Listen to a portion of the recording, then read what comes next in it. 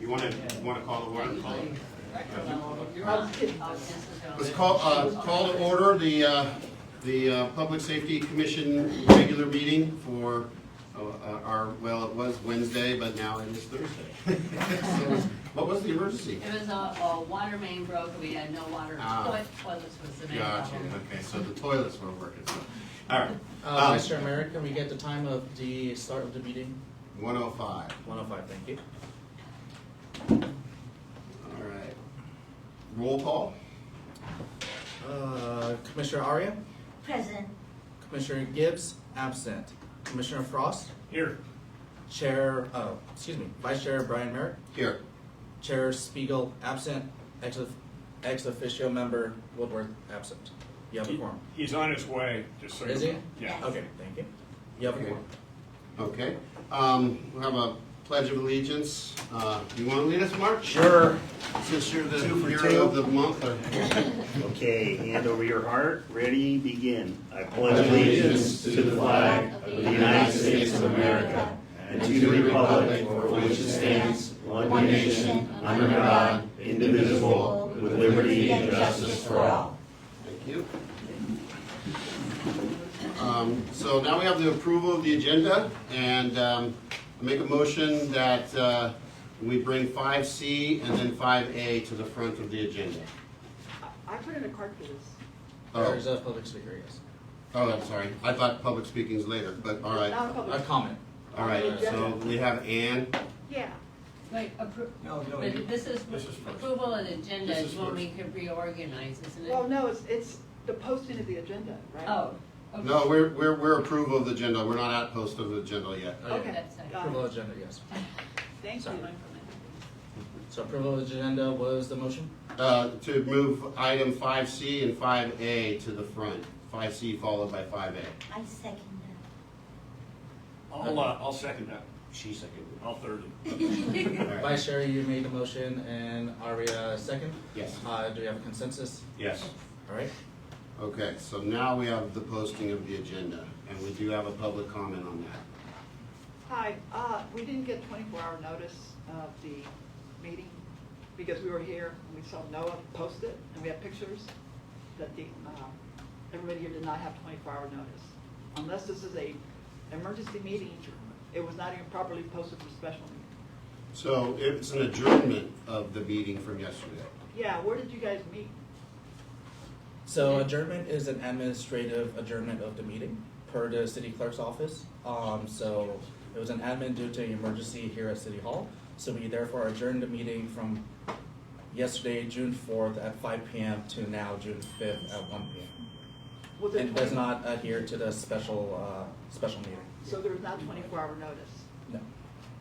I don't know if this is I think you guys need to seek some kind of legal counsel because there's not 24 hours notice posted. I believe it's an adjournment. I believe what they're saying is correct, because this has happened before.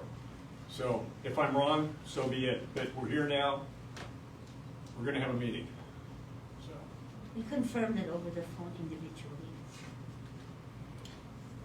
Do you want to complete the report on the posting of the agenda? Yes.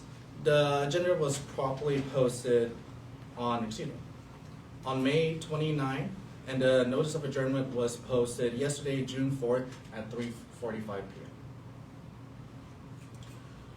There are no ceremonial presentations. Do we have any other written or oral communications for items not on the agenda? We do. We have two.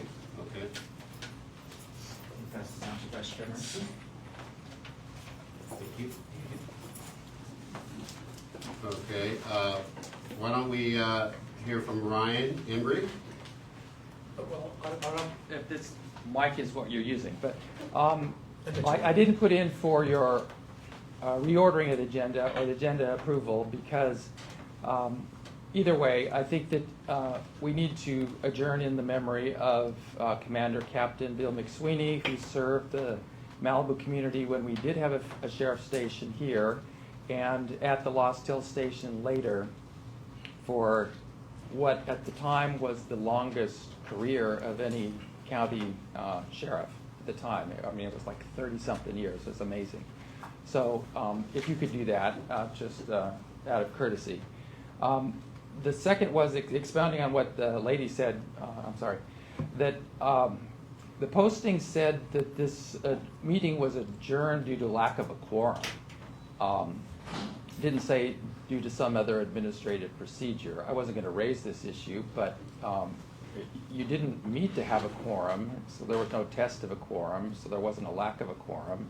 So I don't know. You have a quorum of 3. I guess we're going to have the meeting today, and I'm prepared to speak to some of the items. Thank you.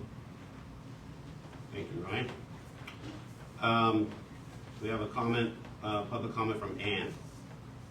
Once again, I believe you're meeting in error. There should be 24-hour notice to notify the press that you guys have rescheduled a meeting unless it's an emergency. In that case, only the media press needs to be notified within an hour or 2 hours. We didn't get that. So I don't know. It's less than 24 hours. I was here when Noah posted the agenda, and it was around 3 o'clock. Timestamp. Can I ask a question? Can we- I'm just curious, what do you think we should do? What would be your remedy for that? Hold a meeting legally.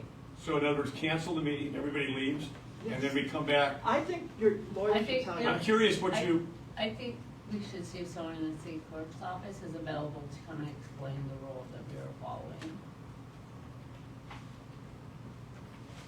If it's less than And 24 then hours we notice, should how do go you do it? straight to 5C after that, because actually it was supposed to go before that. Okay. Oh, I see. See if we can get somebody to clarify the rules. You could continue public comment, didn't you? Is there more? There was only 2. we just did, that was, That was it. So do are we gonna wait for the city clerk to come down? We probably should, just in case. Okay.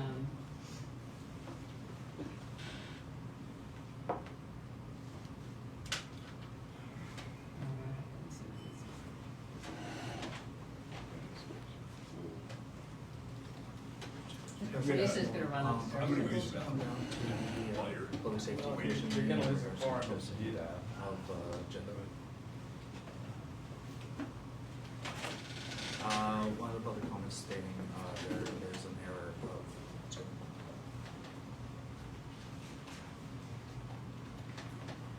There's a public comment stating that there's an error in the posting, that there was not 24 hours notice, and we are seeking city clerk advice during the meeting.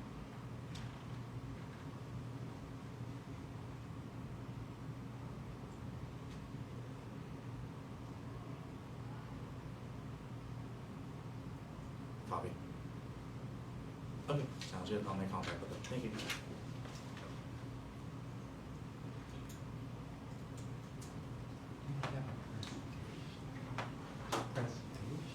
Don't have a presentation.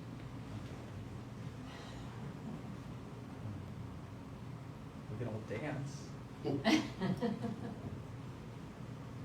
We lost our phone. Chris, maybe when you come back in the bathroom, we can at least go to the public safety agency reports, because that's not Okay. like a policy decision Okay. or anything like that. Well, who's here to give that Something like report? Hmm? Which, that's, That's 5C, that would be. Oh, that is public 5C. safety, So that would Yeah, be okay. CHP, so Yeah. since that's not like making a Got policy it. decision, we can take that probably.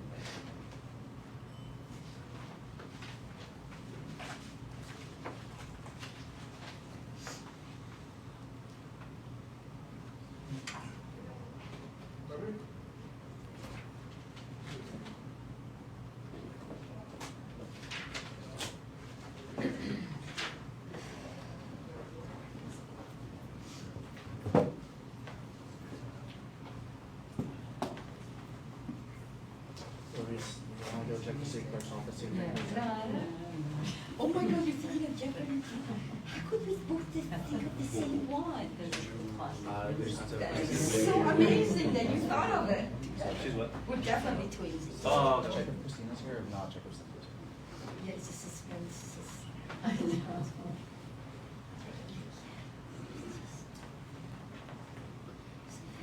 Do you have a copy of the posting? The posting, or is that just the first? State again? It's a copy of the posting with today's date. Is that just the last page of the agenda? So, no, it's posted online as well as on the main doors. And it said due to lack of a quorum. I believe it did, and it was cleared by city clerk before I posted it. Well, with Chris here, why don't we go ahead and take the Okay. CHP All right, presentation we're while we gonna, wait for the decision? move on to a presentation. What? That was gonna be my Yeah, suggestion. okay. Yeah, so we'll move on to the presentation and bring to the forefront the California Highway Patrol and the public safety activity report. Thank you so much for coming. Yes. Yes, thank you. Good afternoon, everybody. I'm Captain Jared Perry. With me today is Lieutenant Jeremy Vieira and Officer Christian Mendoza, and I'm the commander of the CHP West Valley area. So in support of the contract with Malibu Task Force, Officer Mendoza is one of the 3 officers working that contract out here. And we have a couple new tools that were given to us from our commissioner. That's the brand new Dodge Durangos. And we're deploying one out here in support of the Malibu Task Force that Officer Mendoza or Officer Chris Nolan will be the ones driving. And then we also have a new member of the task force, Officer Darren Van Dyke, and he's on a motorcycle. So I'm sure if you've seen him out here, Oh. that's he's the new member of the task force. So Wow. he's new, but not new to the Highway Patrol. He's about 19. He's your class? Or my Yeah, he's- classmate? Yeah. yeah. Yeah. So 19 over 19 years years on. So yeah, brings a wealth of experience. Yeah, we just wanted to come here today and just show you the Durangos. I know, Susan, you had reached out to Lieutenant Geller and asking if it's in Malibu, and I can confirm, yes, it is in Malibu. And so we're just using that to help you guys out, help lower our crash picture. I know that Lieutenant Geller sent you the stats, but I can go over our current stats with you all. So year to date, January 1st until May 31st, the CHP Task Force, we've written 1,136 tickets, and 631 of those tickets were for speed. 154 were for following too close, and then 49 were for seatbelt, and then there's additional mechanical violations in there as well. But as we've seen, this task force in conjunction with LASD Lost Hills, I think is making a significant impact out here on PCH and the safety of not only your residents, but also those traveling through your area to get to LA or LA to Ventura County. So I'm very happy to report those numbers. I'm happy to be a partner with you guys, a continued partner.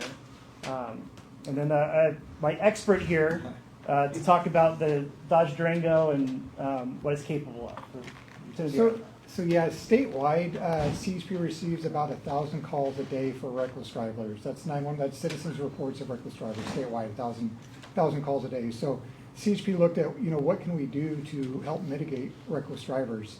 And the problem with a black and white marked patrol vehicle is drivers will temporarily modify their driving behavior when they see that patrol vehicle, and there's not any action that we can take.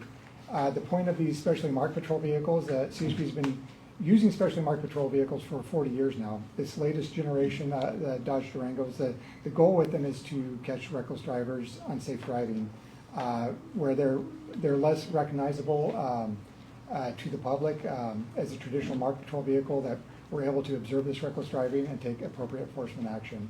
Statewide, we got this CHP rolled out 100 of these specially marked Dodge Durangos. Here, as Captain Perry said, here in West Valley, we received 2 of them. One of them is going to be patrolling the Malibu area as part of the Malibu Task Force.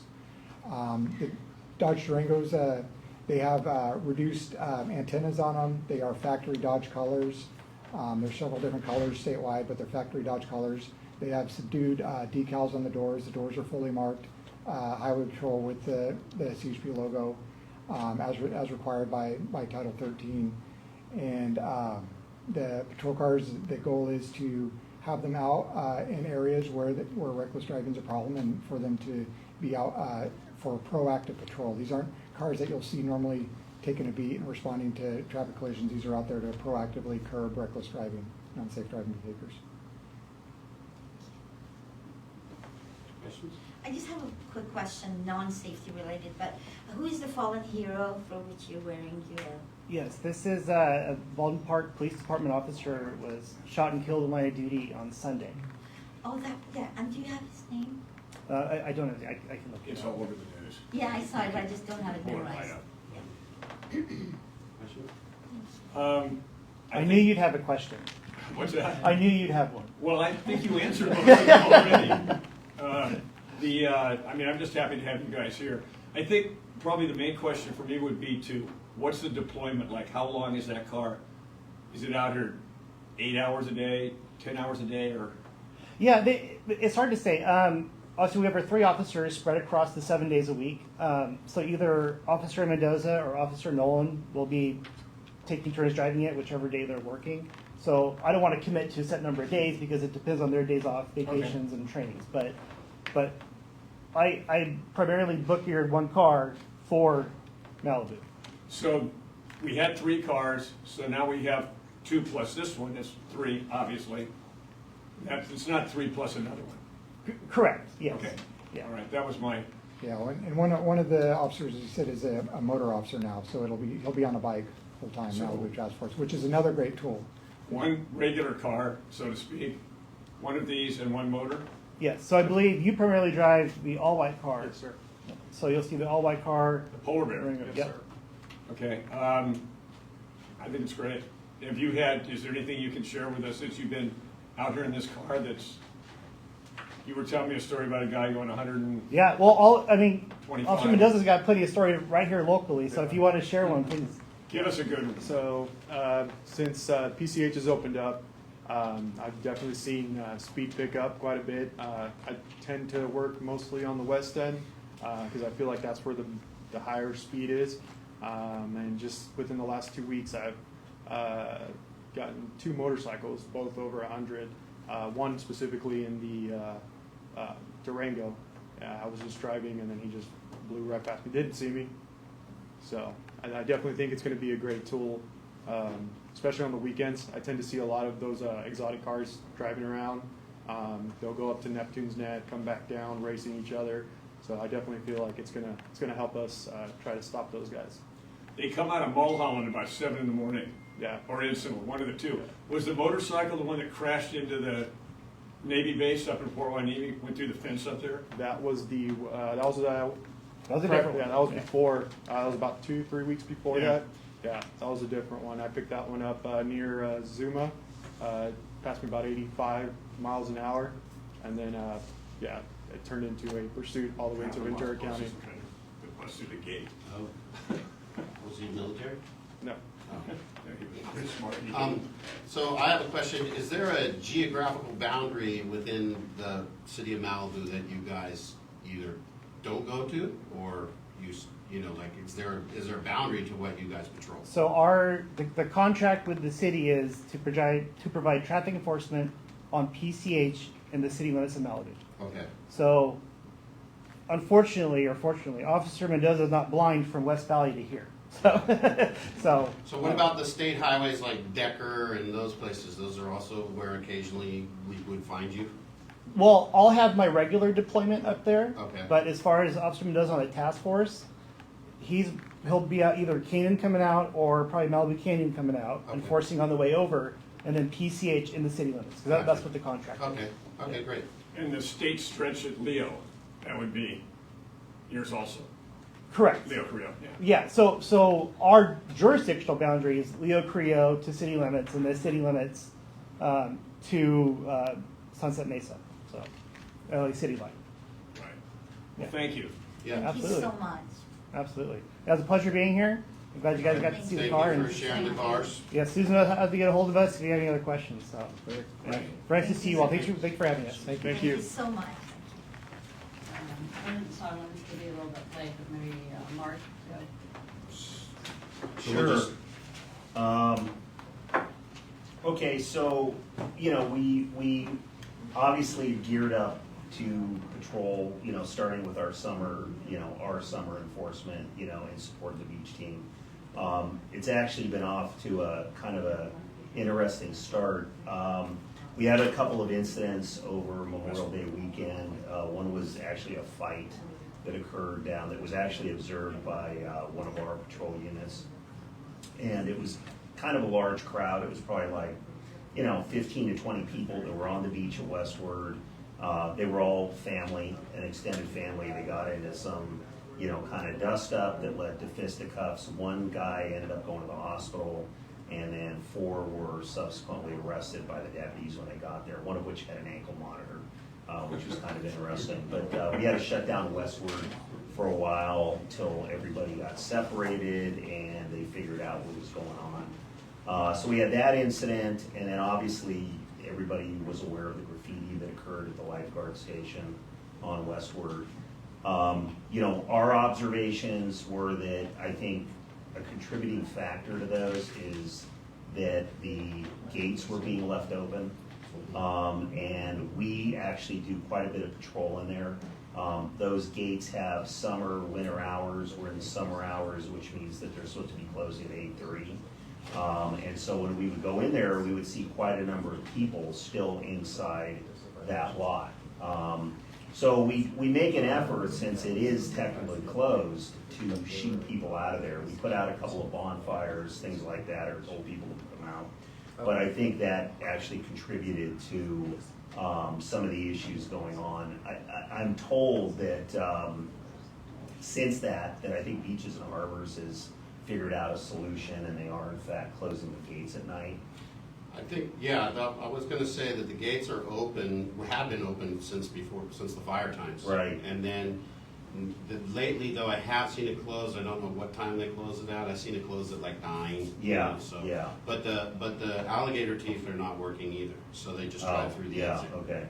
So that was, and I've told Beaches and Harbors about this, but they're not very responsive. Yeah, and it's, I think the fact is the weather's been good. We've seen quite a few people on.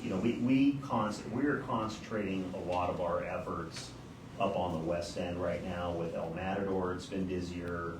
Obviously Broad Beach, Zuma Beach, Westward, The Point, it's starting to pick up. So we're really, trying to maximize enforcement up there. Do you get a key to that gate? We do have a key to that Okay, gate. so you can go in there if the gate's closed? Yeah, and pretty much if we see it open at 8:30, we'll shut it. Okay. Not necessarily know that we're supposed to, but there are posted hours, and it's Right. posted on the Beaches and Harbors website. Yeah, I just wanted to as make well. sure someone's going down there, because I don't know who does Yeah, go down there. yeah. We used to do pretty consistent enforcement in there because, it's, if you don't kind of, patrol in there after hours, people just start congregating. I mean, I was out, one of the Saturday nights, and I went in there, was probably 80 cars in there still. So, yeah, it was, because it was a nice night, and a lot of people were in there. You can ticket in there? Yeah, we can ticket in there, yeah, for posted signs, because it's, it does close, and you're not supposed to be in that lot. Sunset, sunrise? No, it's not sunset, it's 8:30. So Beaches and Harbors has their winter hours, which start, basically October 1st to March 31st, and that lot closes at 6:30. And then starting April 1st through October 31st, it closes at 8:30, is what those hours are. Mark, question, did they identify the tagging? I've been told that, the tagger was, the tagging was related to some LA street gang.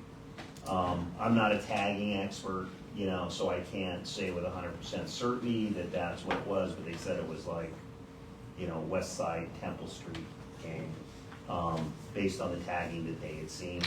But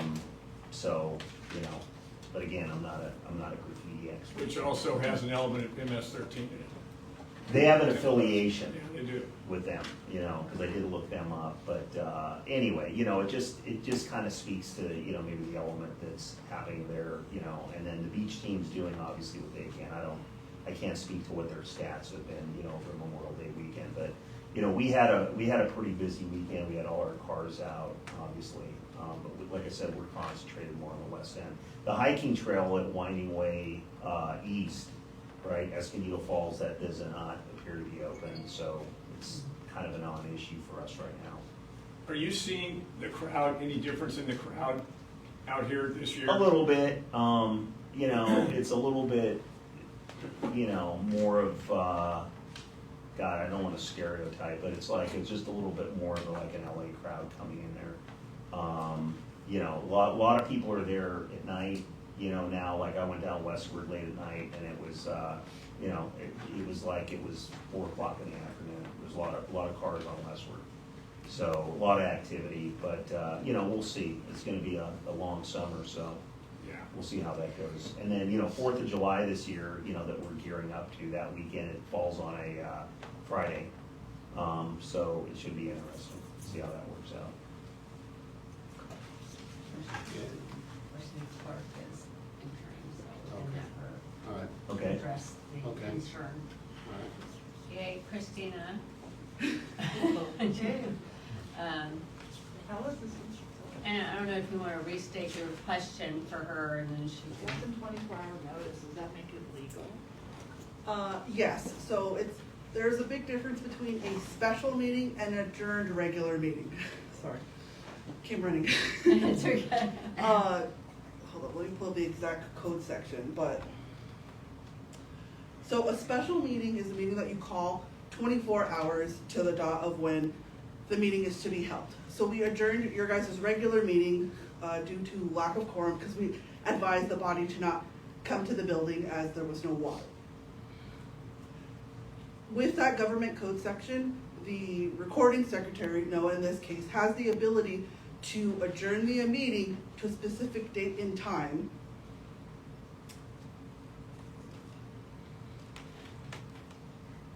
Specific date and time because of lack of quorum, and since we told you guys, government code section 54955, the legislative body of a local agency may adjourn any regular meeting or special adjourned meeting to a time and place specified in the order of adjournment, less in the order of adjournment.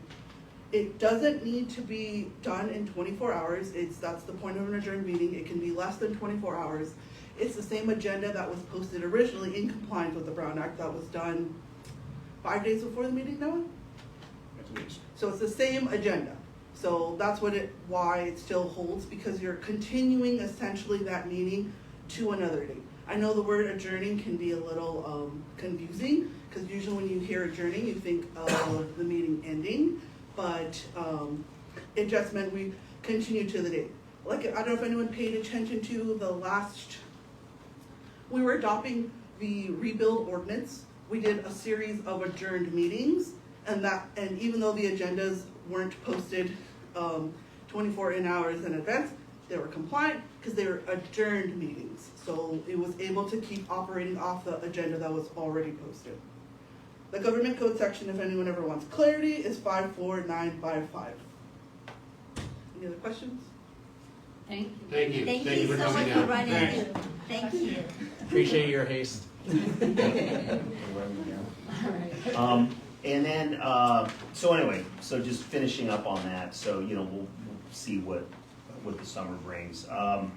Couple of things too, we're still waiting on our bailment contract to come back from the sheriff's department, so our 2 cars are, you know, ready to go up there except for the logos, the radios, so we're hoping to, you know, I'd really like to get those things going for summer. So I've reached out to actually Commander C2 to see if she could maybe,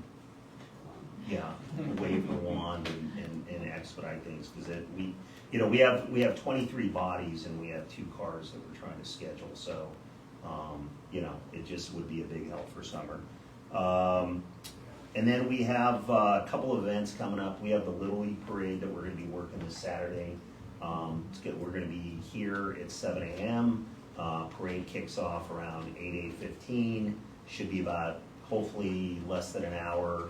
It starts over by the Chipotle Malibu Village lot, and it's going to end over at Winter Canyon. And it's a good event for closing day, or for the Little League. So I know they really enjoy it. The kids really enjoy it. So anyway, we're going to be doing that.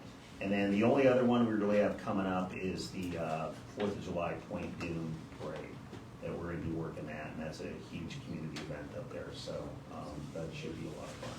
It starts on Blue Water and ends over at the Malibu Elementary School. So You throwing out the first pitch?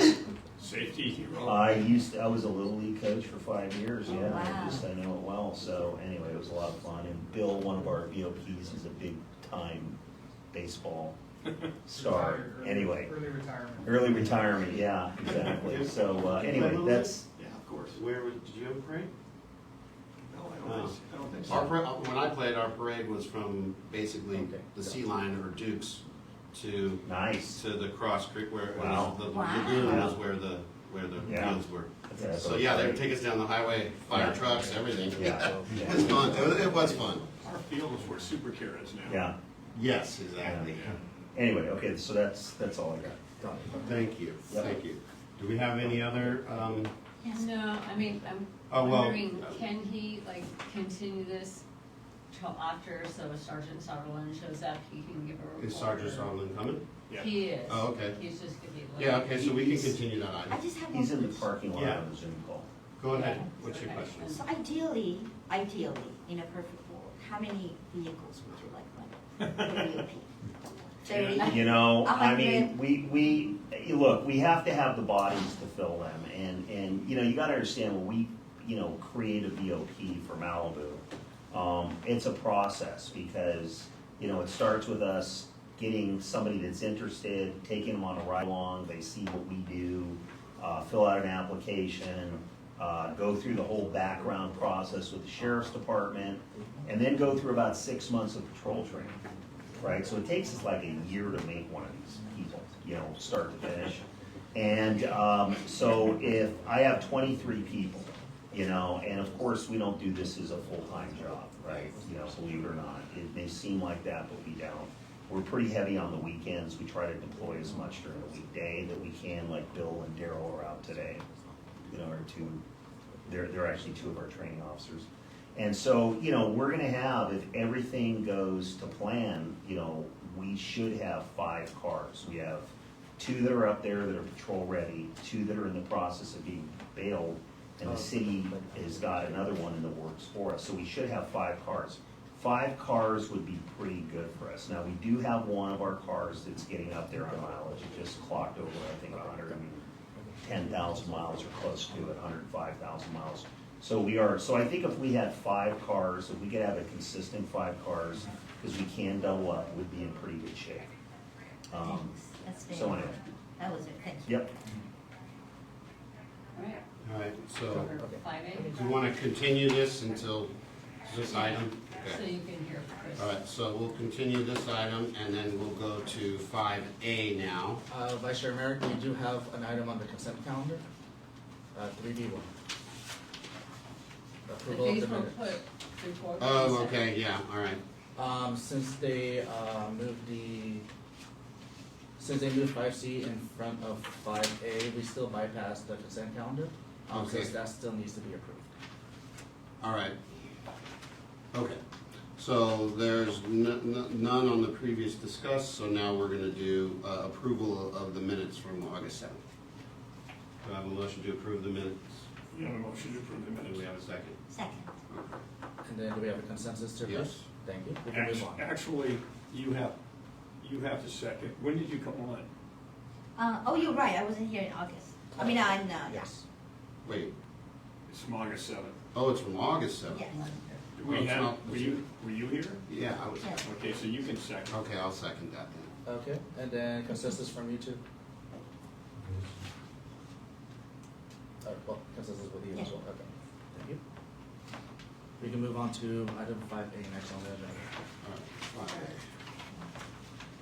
All right, at the May 21st regular city council meeting, the city council directed our interim city manager to select a private security firm and execute a contract, a 30-day contract for armed security for the fire impacted neighborhoods.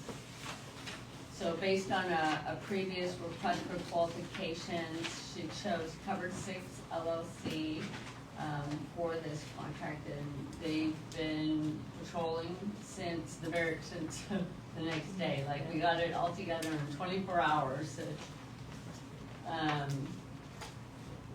And so we have the leaders from Cover Six here today, just to kind of give you kind of insight onto what they're seeing. They have 4 patrols and a supervisor 24/7 in these areas. So if you guys want to just kind of fill them in on what you're seeing. I do want to say we do have a public comment on these items before presentations. It's just a staff Just the- report and then, Oh, okay, so the public comment is to go before presentation? or, I guess I was We can go looking after. at this as part of the report. Generally after. I mean, I'm thinking it was part of the report, because it might answer the question. The item, yes, Yeah. yeah, it is. Okay. Okay.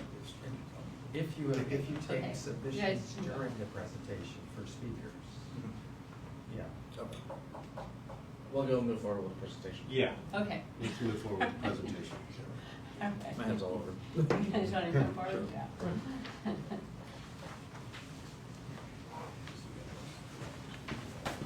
Good afternoon. Good afternoon. I'm Chris Dunn, the founder and CEO of Covered Six. I'm Mike Grant, I'm the Chief Operations Officer of Cover 6. Okay, I'll start. Normally, we would be here telling you what we're going to do. And in this case, ironically, we get to say what we've been doing. So really an update and then an opportunity for you to get to know us and ask us some hard questions, because there should be some questions as to what you're doing. So we'll start with just kind of the recap, and Mike will fill you in because he runs our operations. I've been out here, I've worked. We're monitoring a lot of this, and we're really excited about the stuff that we found that's happening and working with our technology. Unfortunately, having to drive around and see the stories, as you all know, has been very difficult. And when we first hit the ground, there's just a lot of people that were venting and dealing with kind of their own problems in their own universe of their properties and what they're dealing with their insurance, and as you know, difficult. But what we had planned on, and what we do in all the operations we do like this, when we come into a city, usually it could be a university in crisis and we're bringing 100 people in for a protest, or supporting law enforcement in a crime suppression aspect, or installing technology. There's three things that need to happen. And one is we need the buy-in of the leadership, which includes the council, the city manager, public safety, you all. And then it's the buy-in and the direct approval by the sheriff's department and the local agencies, because that's number one. And then the third, and one of the most important, is the involvement of the public. And most people kind of overlook that when we do stuff in public safety. And in this case, in our company, we've made a priority to kind of leverage that. See something, send something, start to engage them with their interaction. And so we did that right away. And I think just last week, one of the statistics that we have is we made 440 contacts in a week with people, just talking to them. And there's never a no. It's kind of the Four Seasons model, where if they need something, we try to make it happen. We're not really a security company in that aspect. I'm actually a college. I'm actually a technology company with patents and development. And we are also have public safety, which is right now focused on public-private partnerships, which I can expand on, that are happening all over the country. And we're in the middle of a number of them. And when I say that, it's not just to say it because it sounds cool. It's actually, there's a lot of things happening with technology in law enforcement when it comes to real-time crime. And in your case, you know, we're able to kind of use that already because we're doing it for a number of cities and bring that as a value added. It wasn't really, when people say, well, we have cameras, that's not what we're talking about. And I think if you wanted to see that in action, you need to come visit our facility. Yesterday we had a police department there from Northern California. LA County Sheriffs were there training 2 weeks ago. We were training them in drone usage and counter drone. And we have tens of or dozens of agencies that use it on a regular basis. But you'll be able to see what we mean by technology. In this case, the technology's been working great. The public's been great. We've had nothing but support. There's a lot of requests that kind of would be considered outside our scope, but there's nothing outside our scope. If we can make it happen, if we can bring you something, bring some closure to these people. Susan said something very poignant when we first came here. She goes, we treat our vendors like team members. So if a city has a request or a citizen has a request to the city, we try to facilitate that the best we can. And there's been requests for water and cameras and different things, extra patrol checks, and we're handling them. And so I think the interaction with the public has been extremely successful. I don't know that we've had any complaints so far. It's just a lot of gratitude. And I think on another level, they're starting to organize, and that's another thing that would be a long-term phase. Initially, when we approached this contract, it was for 2 years. So we plan on building long-term infrastructure. And in this case, we move quickly because we are a disaster response. We have those capabilities. We spun up in, literally, it was supposed to be a June 1st, and then Susan goes, we need it on Friday. So we spun up, and that's why you see our mobile command post, and that's what we would do mobily. We've now since brought on our real-time crime center in Moore Park.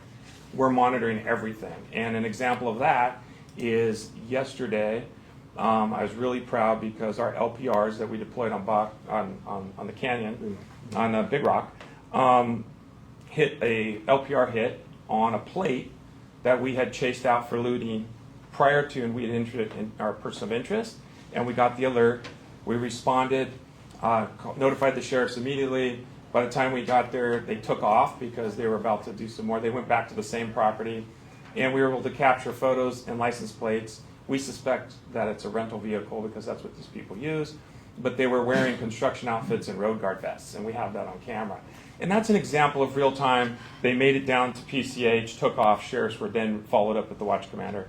But this is nothing new for us because we do this under contract in other cities. So, and we run the entire operation for the Beverly Hills Real-Time Crime Center, which is a national model. So being that we have those same people doing this, it's very simple for us.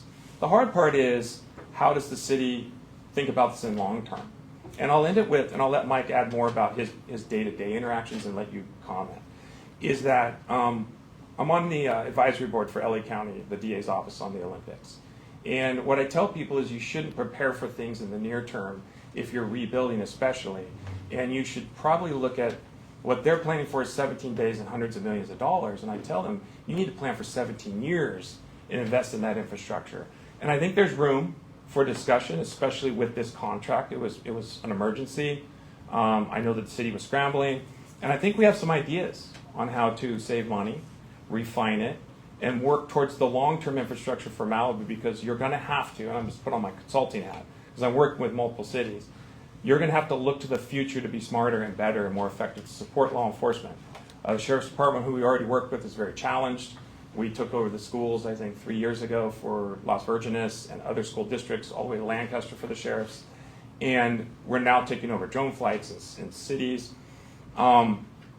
Malibu's going to have to rebuild with the understanding that they need to be supporting law enforcement with technology.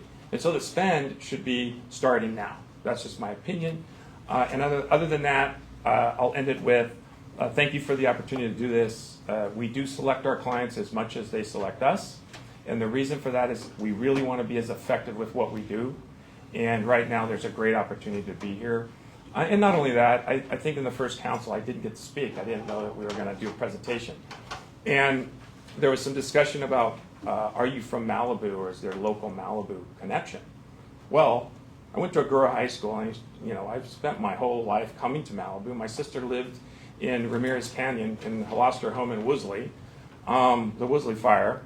And we have clients here. We have the Nobu Ryakon. I've had Pepperdine for 15 years. I run their public safety. And so, and my kids this Sunday are getting their confirmation at Our Lady of Malibu. So I don't know, other than living here physically, how you could be more connected to that. I just wanted to say that we get asked all the time to go to communities and cities. And we've turned down, I think, 29 communities last year because there wasn't an opportunity to make a great impact. And there wasn't the willingness to do so. But we saw that here. And when Susan reached out and there was an RFP, the understanding of what the mission was, it was difficult. And that gets me excited because you can make the greatest strides to show other cities how to recover, how to integrate technology, and how to implement what we call the P3 partnerships, with this public-private partnerships that are unprecedented in public safety. Mike. Thank you so much for having us here. We are honored. No matter what happens, we've absolutely enjoyed mixing in with the community, talking to hundreds of residents, hearing their stories. It's affected a lot of our officers in a lot of ways. We hire for critical thinking skills and genuine empathy. So the process to hire somebody isn't just, they respond to an ad. We have a series of things that we go through to hire somebody. We use the Four Seasons approach. That's, I retired from law enforcement about 30 years, but then I went to Four Seasons and really had an epiphany about how do we develop people. So we brought that here to Coverage 6. So we have some really incredible people here. If you ever get a chance to talk to any of the officers, you'll really enjoy the conversation. And they really enjoy the connections they're making. Based on the information that we received from Susan, we developed a patrol plan, and we have 3 separate geographic areas that are East Malibu, Las Flores, and Big Rock. And then we have a rover and then a backup support unit, which is the sergeant. But the sergeant also acts as a patrol officer as well. So 3 dedicated units and 2 rovers, essentially, with the supervisor as well. Overlaid that is we have counter drone or drone detection technology. We're getting a lot of hits out here. We generally don't pay attention to the hits that we're getting along the coast, but any hit that we're getting in our patrol areas, it will tell us where the drone is and then exactly where the pilot is. Then we go out and have a consensual contact with the pilot. Hey, how's it going today? I noticed you were flying a drone. We have had real estate agents. We've had other people that have no answer to why they're flying, and generally those people will pack up their stuff and take off. We're also utilizing our own internal camera system that we developed in-house. It's totally green, has no emissions. It's set up at Big Rock, and that's the camera that Chris was referring to. And it actually runs off of a wind generator, battery backup, and solar. And so this device is incredible. It has a Sentry mode. It tracks all the vehicles and people going into the area. And of course, we're monitoring it at Moore Park. We're also monitoring it here at our mobile command center. If you haven't visited us there, we'd love to have you up for a tour. And so we do our roll call. So the officers, before they start the shift, we do a full inspection, a roll call. We talk about some of the incidents that have occurred the nights prior, maybe information we got from the deputies, the sheriff's department. And also we're getting a lot of tips from the citizens. That also what Chris was referring to, we actually hand out a card that has a QR code on it. And the resident can then send us information. They can also call me directly, or they can call our watch commander's duty phone that's 24/7. So we've responded to hundreds of requests for residential house checks, and that what we're building now, and we have a system that we can show you. It's a mapping system, and we're able to formulate or populate on that map every single location where a resident has requested us to come by periodically to check. And so the officers know exactly where to go, who to speak to, and they start to get to know the area. And inherently, if an officer works an area long enough and they're diligent and proactive, they're going to start to know people on a first-name basis. They're going to know, hey, that gate is open. It's not supposed to be open. They can call the resident, and that's the relationship building we're talking about. So, over a period of time, with significant patrol patterns, they're developing these relationships. Can I add something about the drones before I forget, in case we're not here and I don't get to talk to you again? You should have a drone ordinance, and we've helped cities develop those recently. And the reason is, it's not that all your drones are bad. We found that most of them are realtors or construction doing surveys. If you don't have an ordinance that's enforceable, if it is nefarious, we know that the South American gangs use the drones because we've intercepted them. And you can't then have enforcement then go there and have a lever or law enforcement to kind of seize it or look through the vehicle or have some more information that they can build an investigation on. So I would consider getting a drone ordinance. Most of the cities have them. It's selective enforcement. It'd be up to Russo to say, hey, it's a kid, he's flying his dad's drone, or it's a nefarious person. But you'd be surprised how many alerts we're getting. We're getting them on the boats. We're getting them on the cans. I spoke to Russo about this, and I think there's an opportunity right there. We're one of very few companies, maybe 3 in the country, that have the designation with Homeland Security to do drone detection. They used our drone detection in the fire when the Super Scooper was hit by a drone. So it's already active, and we have a way to build that for the city at no cost. And I think it would be great if you guys came up with an ordinance. I don't want to say revenue, I'm not in that business, but cities do like to hear that you can write tickets for it, and you can also increase your public safety and awareness. Paparazzi, in some of the places we have it, like we have it in the Hollywood Bowl, it's dangerous there for flight restrictions. But right now, in areas that are high profile, we've been able to eliminate all drone activity by the paparazzi and the Chilean gangs. Great. And lastly, we are flying a drone periodically as well for drone patrol. We have 107 licensed pilots. In fact, our head pilot also flies for law enforcement, does search warrants with them and so forth. So all the pilots are licensed, and we have drone tracking technology which tells us exactly where the camera or gimbal was pointing at all times. If there's any question about privacy, we can show people that this is exactly where the gimbal was pointing. Okay. Question? Thank you. Sure. Public comment or our questions? Public comment first. All right.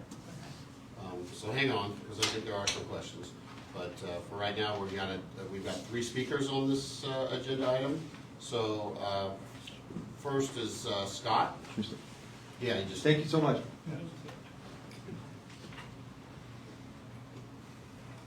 Thank you.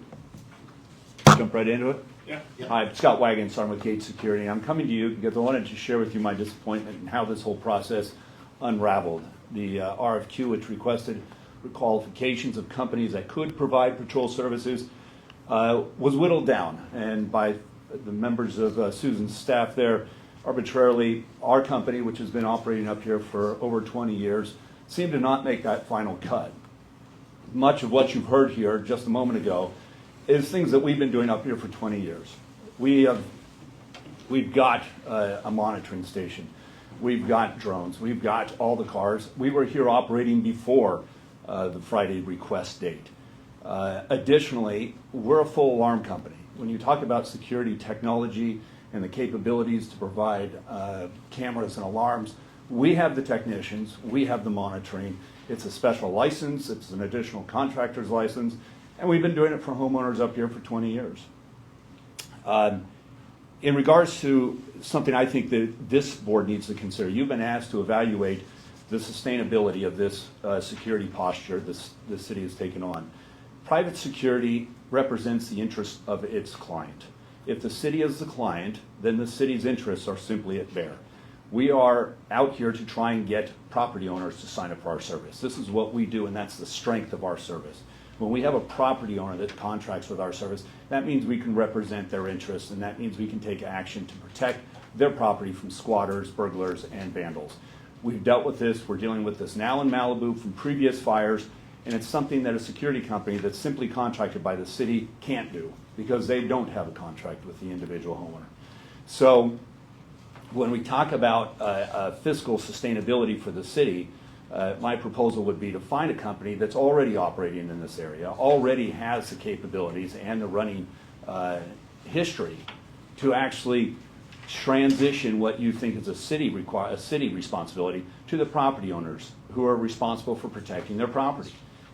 We would be able to do that. If the city was to engage us for that 30-day ongoing security posture, we'd be making contact with the homeowners to transition it from a city budget to the individual homeowner's budget, because that's their property that we're protecting. I think that when you consider companies, we're competent companies. I'm not going to say anything about the others. I'm going to say ours are capable of doing the same thing. We have drones. We have drone FAA licensed drone operators. We monitor cameras. We use artificial intelligence. We use more technology in our cars because we have iPads in our cars. We have databases in our cars. We're able to run our dispatching through our iPads. We have a digitally encrypted radio system that's comparable to LA County Sheriff's. We are able to monitor LA County Sheriff's and LA County Fire. And we were doing so when the fire hit. We monitor LAPD. We have cars in the Palisades and cars in Malibu already. So we're not having to reinvent the wheel here. We're already here. We've been here. And we've been servicing Malibu City for many years, providing help when they had Shumash days and they were creating traffic jams on PCH. And we were able to take over that private security and get the traffic out of the concern of the CHP. We were here during the Woolsey fire. We were here during Malibu Navy days when they needed security afloat. We put armed officers out on a boat. So we have the capacity to help you out, make this fiscally sustainable, and I think that you should really consider whether or not our security services can really help you in the long term. All right, thank you, Scott. Next up is Ann. Hi. So I was reading the original RFQ, which Come up to the microphone, please. I was reading the city's original request for quote, and one of them was that they were going to respond to services outside of necessarily the burn area, which would focus on community behavior, traffic patrols. So what, we have armed I have to see parking? what you're looking at. It was your RFQ. And your RFQ. if I could read it. Oh, sure. I don't have it in front of me, so. So the concern I have is, are we dealing now with armed security guards and folk that will be used for traffic enforcement, community behavior?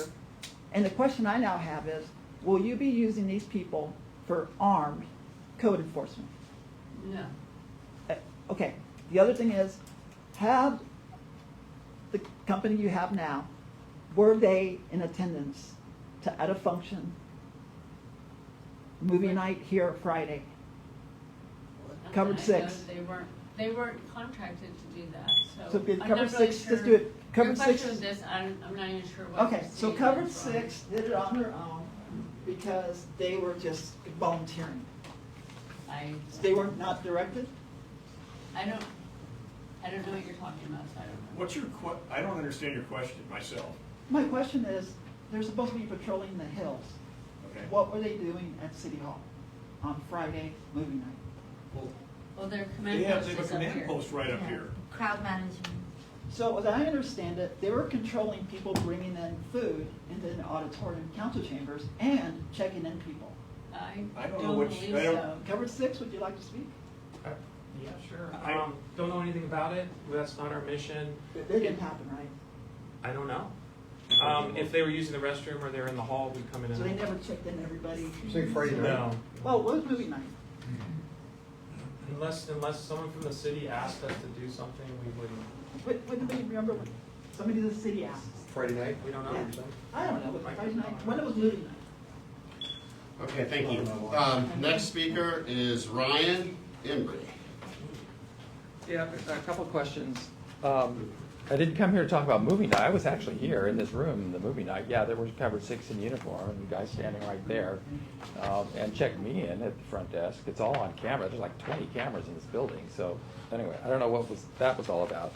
But I wanted to speak that this is kind of devolved into a after-the-fact sales pitch, that you do have an initial contractor that was awarded a contract on the contract, the revised contract 2.0, whatever you call it, is an emergency contract. It's not a competitively bid process where you go out for notice inviting bids, you have a specified scope of work. It was a request for qualifications. It's just like, give us all the menus of all the restaurants in Malibu and we just want to read them. And then it turned into kind of a less than public and transparent process of how you pick one. Under now, the last minute was invoking the fact, we're under an emergency declaration. We don't need to go through the normal competitive bidding process. That really shortchanges the residents who are picking up the tab on this thing. And your job is to also define the program and the scope. That's what the council sent this back for you to do, because you were totally bypassed as a commission, which I found outrageous. But you're here now. So the scope. This is a subcontracted service. The city subcontracts for all sorts of things. And so we need to make sure that you're maximizing the most service, most efficiently, the right service, and for the right cost. I know that's not your primary position to determine, but if one contractor is going to give you 8 patrol officers for the price of another contractor's 4 or 5, that enters the realm of the scope. And the question is really, is 5 enough? And that's what you decide here today. There was some conversation about radio communications. That's a huge deal in this city. And I don't know if you can ask them on your time, but the fact that certain bidders have their own two-way radio systems and repeaters that work out here in Malibu, and even when all the power poles burn down on PCH, or we're going through a power outage, that's a really big deal. Mark Russo knows all about it. So that's the other part. But there's a huge cost differential. And so my suggestion to you is that you recommend to the council that you have a defined scope of work and you send this out for notice inviting bids, cast it far and wide. You had 20 respondees. Those 20 need to be sent the package, and you're kind of a do-over the right way. Thank you. Thank you, Ryan. If Cover 6 would like to come back up. Saturday.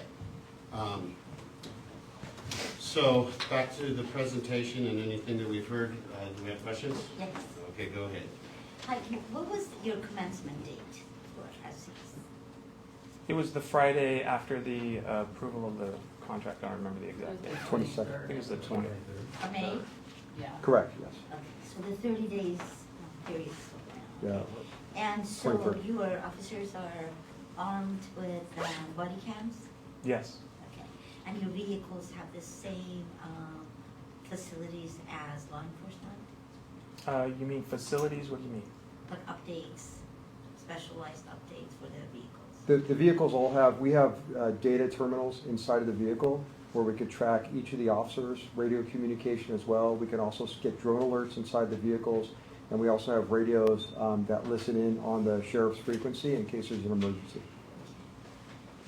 And what's the best way for Malibu residents to keep contact with you? Do you have apps or somewhere where people can always get to you? Yes, we have that 24/7 line that the watch commander always has on. It's the actual cell phone. The second way is the QR code that they're able to utilize inside the phone, and then I'm on 24/7 as well. So the QR code is provided to Malibu residents through social media? We hand out, every time we have a contact, we hand out that business card. You hand it out? Correct, yes. Okay. But a lot of Malibu people don't. They usually are homebodies. A lot of Yeah, them. yeah. And so has Gates Security reached out to you for symbiotic task forces because they're still contracted with privately with Malibu residents? Not to my knowledge, no.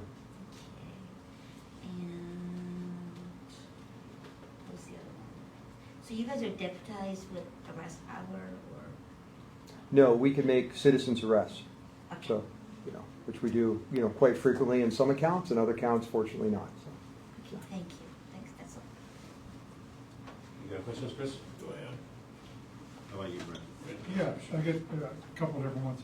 From geography that you're going to cover, you mentioned Las Flores and so forth, and the fire affected area is not only in Malibu, but outside of Malibu, but still within the 90265 zip code area, especially up Las Flores and a lot of others. Are you covering those areas as well? Because those are routes that go in and out of Malibu quite a bit. Yeah, all the communities and sub-communities that are north of PCH within that geographic region, we're hitting all those areas. Okay, so that includes going, like in Las Flores, the city of Malibu ends about where the school is, and becomes still Malibu, but it's an unincorporated area, so you cover that too? Yeah, as long as there's residents there that we can contact and patrol, we are patrolling those areas. So 911 calls don't go to you, they still go back to the sheriff? Correct, yes. Okay. And we're stressing that with citizens. Obviously, if there's a life-threatening emergency, something impending that's life-threatening, they're immediately to call 911. So how do you notify the sheriff? Do you guys call 911 or do you call the sheriff directly? If we have an emergency that we're observing or was reported to us that's life-threatening, we will call 911. If it's a routine information, like for instance, we have a trespass suspect on a property, we will set up a perimeter and we'll immediately call the Sheriff's Department, Lost Hill Station. I'm just curious, what's your experience or maybe a very average response time when you make that call? How long is it typically before the sheriff shows up? It varies. It depends. If there's a unit available on PCH, it can be very quickly, within 6 to 10 minutes. If there's not a unit in the area or it's change of watch or whatever the delay is, it could be longer. I mean, this is such a critical issue because with opening of PCH and frankly, National Guard being gone and the sheriff is so overtaxed as it is, a lot of people who are still living in the houses that are somewhat damaged or partially there are very, very concerned about it. Yeah. So does the drone, you said you use drones, is that something you're going to fly in a regular pattern or how do you decide where you're sending your drones?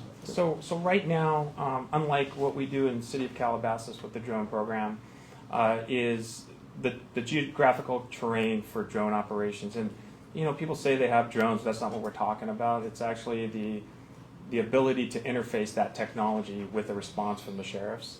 The fact that we provided the training recently for OSS and GSU shows you that we're kind of leading in this space. It's not as simple as flying a drone. So in this case, it's not as effective because you're limited by battery time and flight time. And when we use thermal, like at night, we're seeing residents that are supposed to be on their properties, and there's no way to deconflict that. There's so many of them. Let's say we're looking for Chileans, burglars coming in a golf course. We can see them because no one's on the golf course at night. In this case, it's responsive. So if we get what we had a couple days ago, where there are actual looters on the property, the drone could be launched to get an overhead and hopefully get them come in a way so that we can help get that information to the watch commander.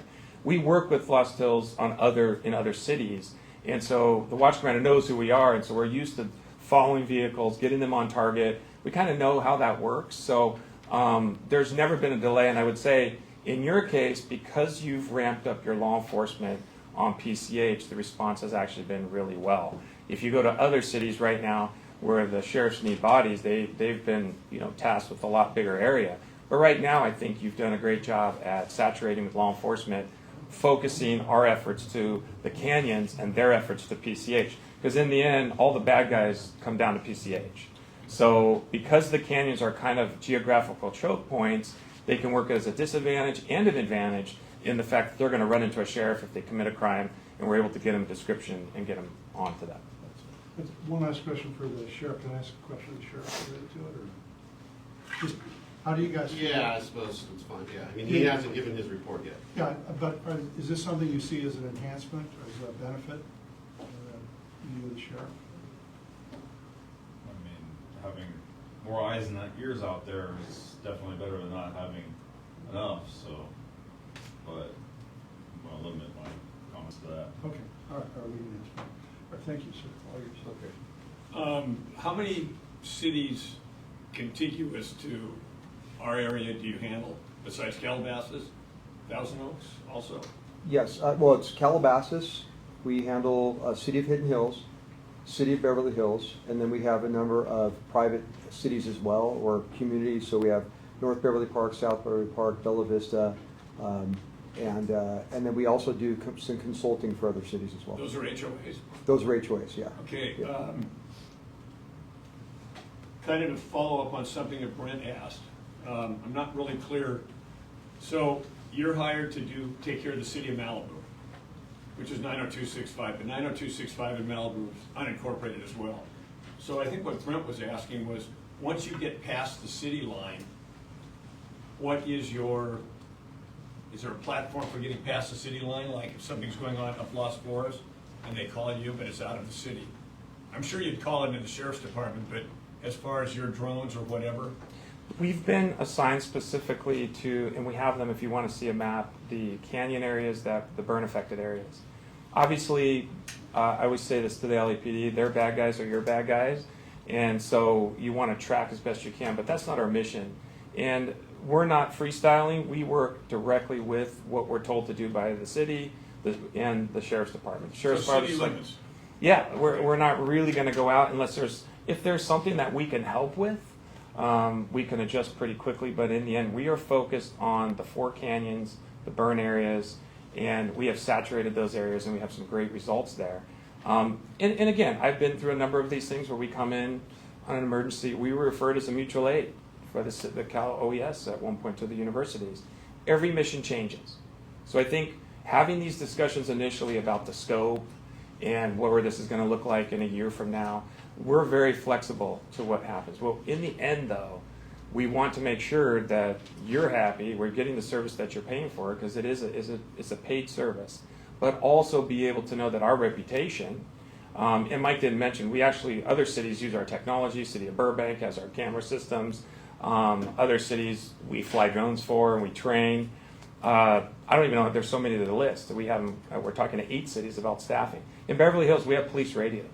We go to calls that we can dispo prior to law enforcement. And it's not to subvert or replace. We are in full synergy with the police department because we work for them. And what's happened is it's extremely successful. Crime dropped 90% when we first landed with this project. Now remember, public-private partnerships are new. This isn't something that's like, oh, we're going to promote this. In fact, I tell cities not to do it unless you have the right interface, training, and facility. And I can leave you with this. This seems like it's a contentious issue in this city, and it's a big decision. Don't trust us. Come look at it. Come to the facility, and then make your decision, because we know that with all the tours we give for city council these days, and chiefs and law enforcement, even LA sheriffs are trained there. So yeah, it's Lost Hills. I got a plaque from them on my wall. If you come see our investment, you realize that billable, that hourly, is way worth than what's actually being billed, because we are trying to pioneer these operations. And this is a canvas. This is an amazing mission, and it's helping us. It's self-serving in the fact that we get to dev software. People say they have technology. I have coders stacking technology for law enforcement right now that law enforcement's using. We're competing with Motorola. You know, so when I say technology, I'm not just saying arbitrarily that we fly drones. You'd have to come see it. You're smart. You'll understand, and then you'll go, holy crap, this is something that we never thought would be even possible, and it's exciting at the same time. We're happy to have this mission. So they've been working now since May, what? 23rd. So about 2 weeks, almost 2 weeks. Is that about right? Yeah. You had the one story about Big Rock. Do we have any others that we can throw out there? Maybe you can share with us? We didn't know the format of this, but we do film a lot of stuff, and we have body cam footage. And one, you know, I have some concern. There was one particular incident recently where our officer saw a suspicious vehicle at 4 in the morning. He had already patrolled there a bunch of times and knew it was out of place. Got out and started to check the wood line. Sees an individual going through a property, and clearly these aren't workers. It's 4 in the morning. We know what to look for. He starts talking the person out. We notify the sheriffs. They're simultaneously happening, but 2 other individuals were hiding in the bushes. And unbeknownst to this officer, he used good tactics. He backed away. Here comes the second guy. And then we didn't even know about the third guy. But we have that all on body cam. We did a media debrief that we do for our cities. And all this is available to you. I'm not sure that we sent the video to Susan at the final project. But you need to see that stuff so that you can make good informed decisions about what we're dealing with.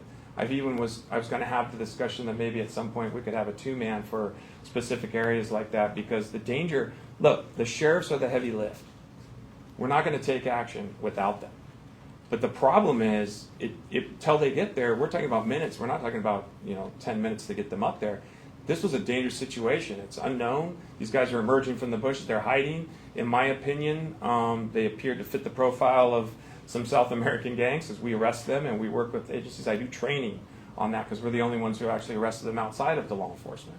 And so it was clearly a dangerous situation, but that's something I wanted to discuss with Susan and the team, is that we're going to adjust tactics because you don't know what's going on out there. We don't know. We just got there 2 weeks ago. But what I can tell you is we have a bunch of stories. There's success stories of people who were, and I don't know what to call it. Trespassing is a light term to me when someone comes to a victim of a disaster and starts going through their stuff. It's more like looting, in my opinion. But whatever you want to call it, looting, trespassing, unauthorized theft, metal, which is a lot of their excuses were lost. We've had 40 contacts just last week. And their plates and their IDs are entered into our system, which will then give us BOLO hits. In real time, it's called agentics, and it's not actually AI. There's no such thing. But it's actually agentics, and it's the ability for like a flock system. We have our own. And supposedly we're getting permission to use flock, because we deconflict that as well. That's up in one of the communities. It's a great resource. So those were all in Malibu that you're talking about? Only in those 4 canyons. I think those Susan has those reports. If you'd like us to recap them, we can provide you the last 2 weeks. At some point. The videos? Yeah. Yeah. Okay, cool. All right, I'm good. All right, so I have a question. So can you walk me through the process as I pull off a PCH and go up to Big Rock? Sure. If the vehicle comes into that area, it's picked up on the camera. If a BOLO or be on the lookout has already been entered based on that vehicle, then we will start gravitating towards that vehicle and hopefully establish a consensual contact, or at least observe the vehicle to see what the occupant's doing. If it hasn't been entered in the system and it's just driving up there and the officer happens to see it, or somebody who's observing the camera sees something that's suspicious about it, perhaps the plate is removed, maybe it has tinted out windows, it doesn't meet the profile of the area, then we will observe it and start to see what the actions and activities are. So do you have an officer in Big Rock 24/7, or they just are around, or you rely on the cameras? Well, no, what we did is we broke the area up into geographic areas. So Lincoln 3 is the unit. A Lincoln unit in law enforcement is essentially a 1-officer unit. An Adam unit is a 2-officer unit. But Lincoln 3 is assigned to that area. Lincoln 2 is the central car, pretty much handling Los Flores. And Lincoln 1 is handling kind of like the western region of the area. And then, of course, you have the 2 rovers as well. So there's somebody in Big Rock patrolling all the time, or is it? Most of the time, yes, that officer's going to be there. If the officer's going to go on break, one of the rovers or the supervisor will take over that position. Okay, and then all the, you guys are building a database of whoever's going in and out of these neighborhoods then? So the way that works is, and there's a big misunderstanding about how LPR and even in law enforcement right now about what technologies are doing what. There's 3 buckets: predictive, reactive, and investigative. Right now we're in a reactive mode, and there's been no investigations unless the sheriffs will request information and we can work with the detective. The prediction is what agentics are going to be with AI. It's coming right now. When people say AI, there is no AI. It's LLM. It's called AI, but it's really needs human involvement. And what we're doing is, I know there's been some requests or concerns that maybe we could use technology. Absolutely, but here's the issue. So we're reading every plate that's coming up Big Rock for the most part, 99% of them. But how do we know they're bad people? Everyone goes, oh, we got all your plates. So the reason Flock is great in most cases is that they have a database across the country, and it's been entered by law enforcement. It's deconflicted. Now, the Flock cameras that they have in Big Rock are not being monitored and deconflicted, so their data is going almost to nowhere. And so unless there's like a murder hit, someone can call the Los Angeles sheriffs, it's not being directed. In our case, we're entering those people. Let's say we have a suspicious incident at a site and we think that they're doing metal theft. We can take pictures of the car, pictures of the person, and pictures of the plate. And all of those 3 things, even if they're walking up, we've had some homeless, unhoused people, we take their picture, we know when they're coming back. So we can go, hey, you're back, but we told you you're not supposed to be up in the burn areas right now, and we're trying to discourage that. And it works because in the end, those agentics are actually keeping us on alert 24/7. What we don't have is in every canyon. That was never part of the thing. We're using our mobile systems. And I actually talked to a lieutenant at Lost Hills about maybe getting some more cameras over there. Because I actually would like that the sheriffs are also monitoring and they can deconflict. But in the case of that win yesterday, it was because we had already contacted them for going through property. They took off and they were high rate of speed out onto PCH. Well, because we had that plate, we got the alert as they were coming back and we were able to get on them and the sheriffs followed them out. And that's really a win. And that is what you're talking about, is maximizing what you're doing. If you have one unit who's on lunch or they're up in the canyons or they're dealing with the backup somewhere, you don't have that presence. So I really think at some point, if you were to adjust anything, you would get educated on how to use true technology and how it's being used in law enforcement. And if you'd like, I'd arrange for you to come to the Beverly Hills, which has got 4,000 cameras and they're leading the country. And we run the entire project, and you would be able to see that maybe some of this could be reinvested instead of having as many patrols. And I already have some ideas. I just don't have that forum yet or that relationship. But I think I had told Susan, she was very professional during the RFP, and I said at some point you should leverage our expertise in how you're actually spending the money instead of just putting armed guards out, which what I call for driving for dollars.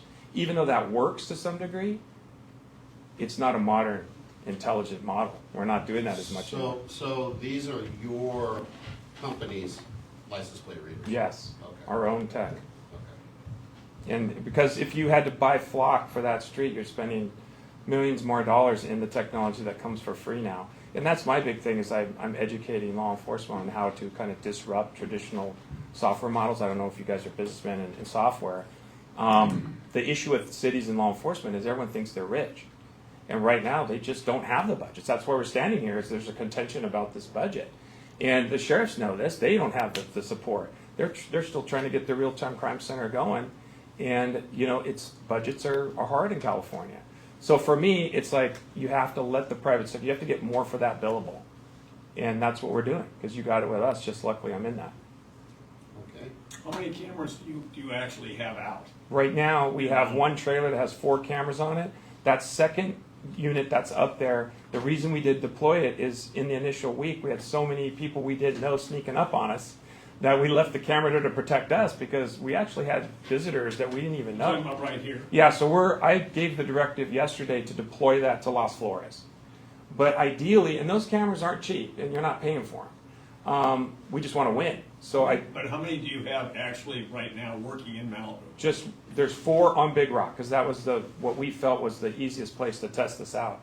That Las Flores will then have that same ability, But in my opinion, you should have them on every canyon, because then we can use The pinch hopefully the points, sheriff's yeah. gets one.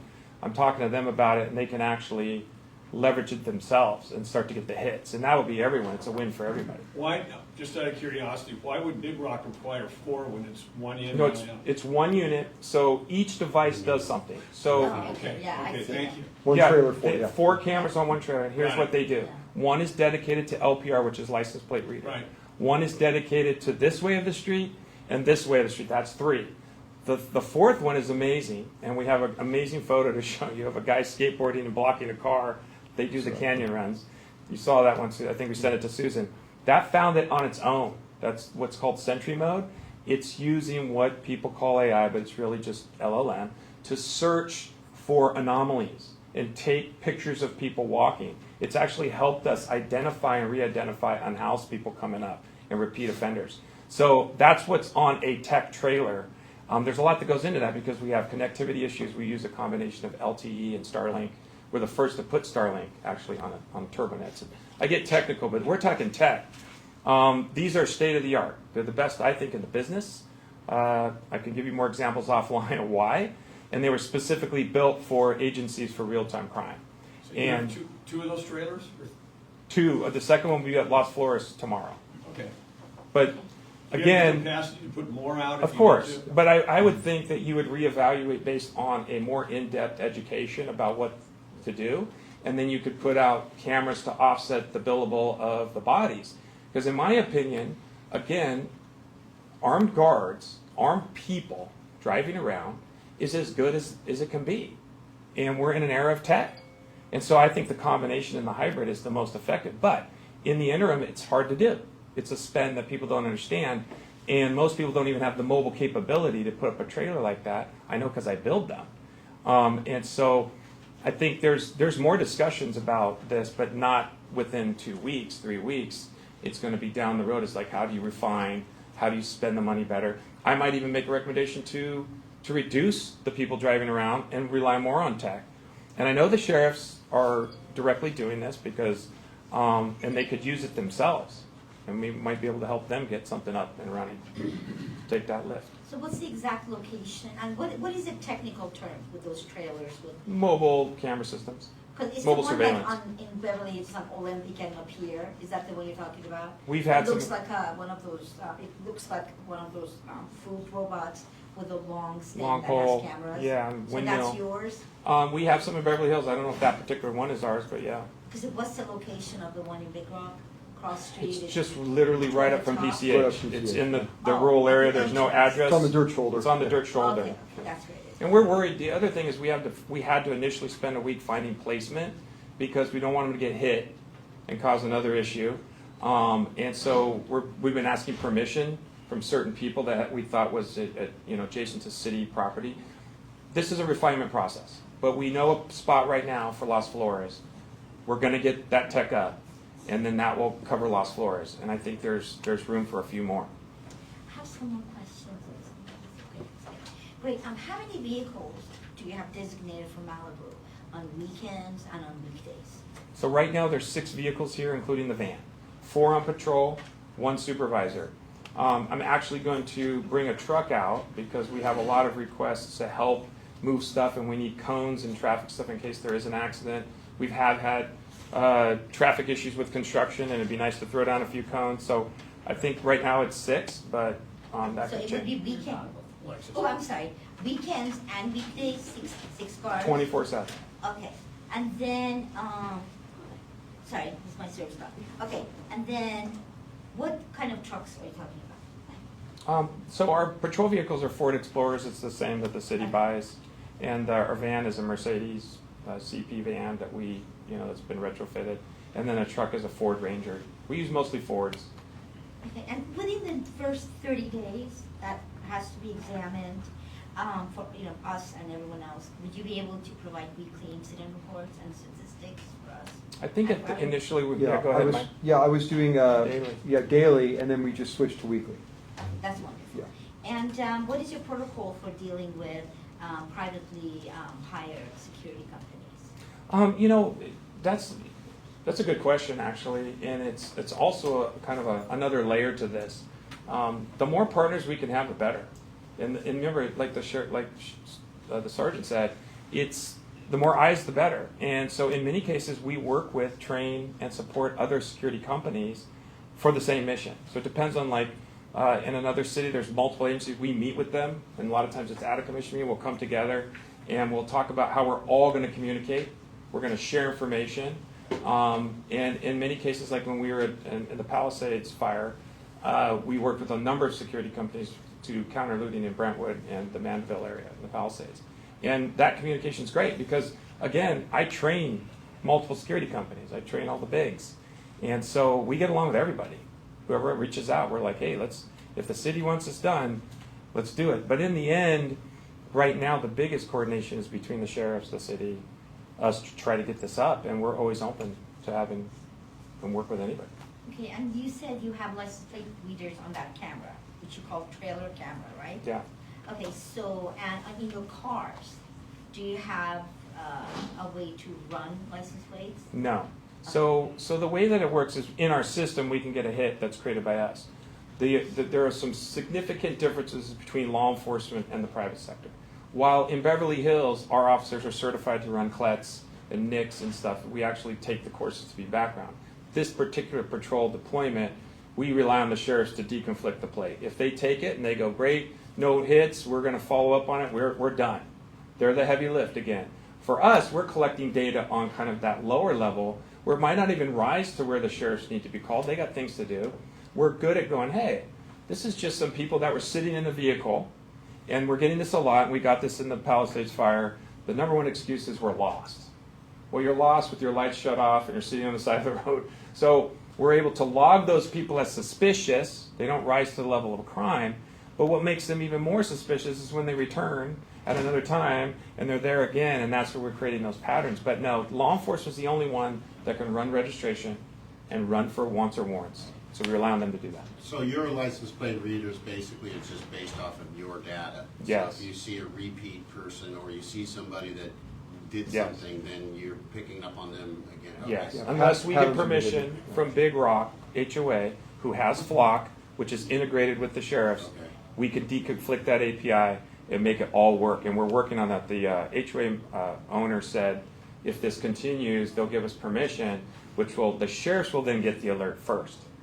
But either way, we call them simultaneously. If we're dispatched, they're dispatched. It's up to them to determine whether they have the ability to respond and how they respond. And what percentage of your, do you have more questions? Go ahead. No? What percentage of your officers have law enforcement background? It varies. I actually don't know the exact percent, but all of us, or most of us, are either military, law enforcement, some civilians. The nice thing is I'm an academy. I'm the national standard for public safety with the Department of Labor, and we get veterans directly off the basis. So that school part of it is some of these people that are out here are phenomenal. They end up in law enforcement or they're ex-law enforcement. We don't really rely on so much of that because a lot of times law enforcement is too expensive. And so again, we want to develop that talent with our school. That's why I'm going to call it.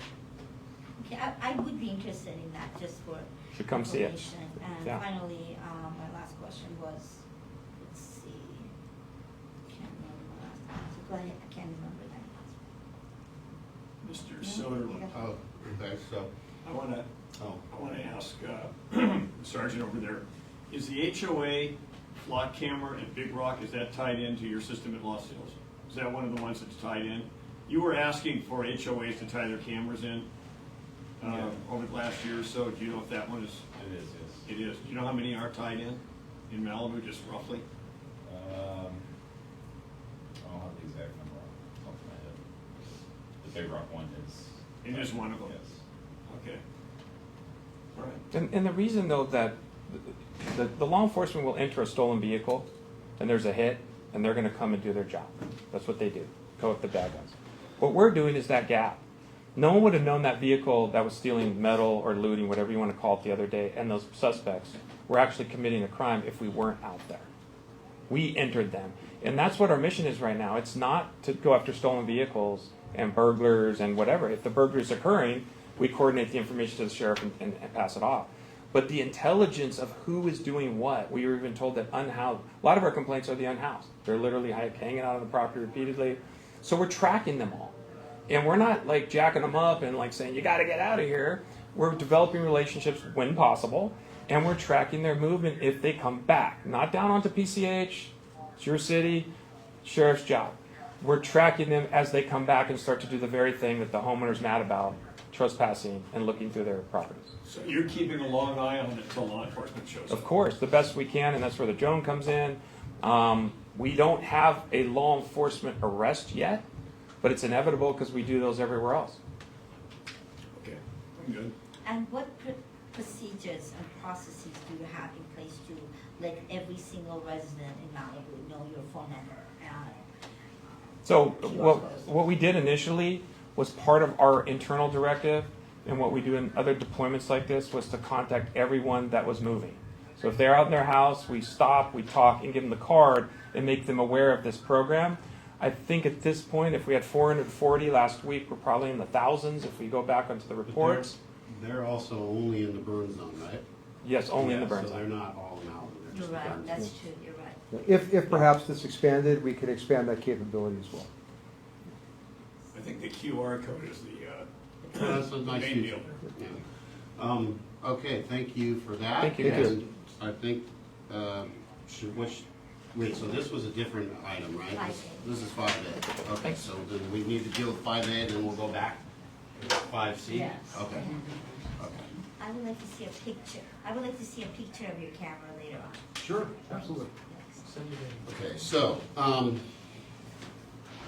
we need to make a recommendation to the city council about this, this private security for the fire impacted neighborhoods, correct? Only for fire impacted neighborhoods. Just, yeah, because that was the proposal, and your recommendation can be everything from when it expires, that's it. It could be to recommend to extend it through Labor Day. It could be to recommend it for a year or two. It could be to change the service level or how the, I mean, Okay. pretty much anything about it. So we can discuss among ourselves still, right? Right. So, I'm wondering how long it will be until every property within this defined geographic area has been cleaned up, has had the debris removal, right? Because that's, at some point, people have to realize that, you know, we're not gonna be able to just always be there for them. Yeah, at some point it's over. Now, I get that if you haven't touched the debris yet, could be asbestos, could be other stuff there that's problematic, so, I mean, I'm inclined to say that they should at least be around until that occurs. Now, I don't know how budgetary that works for them, but they'll have to decide that. Is there any projection from National Guard as to?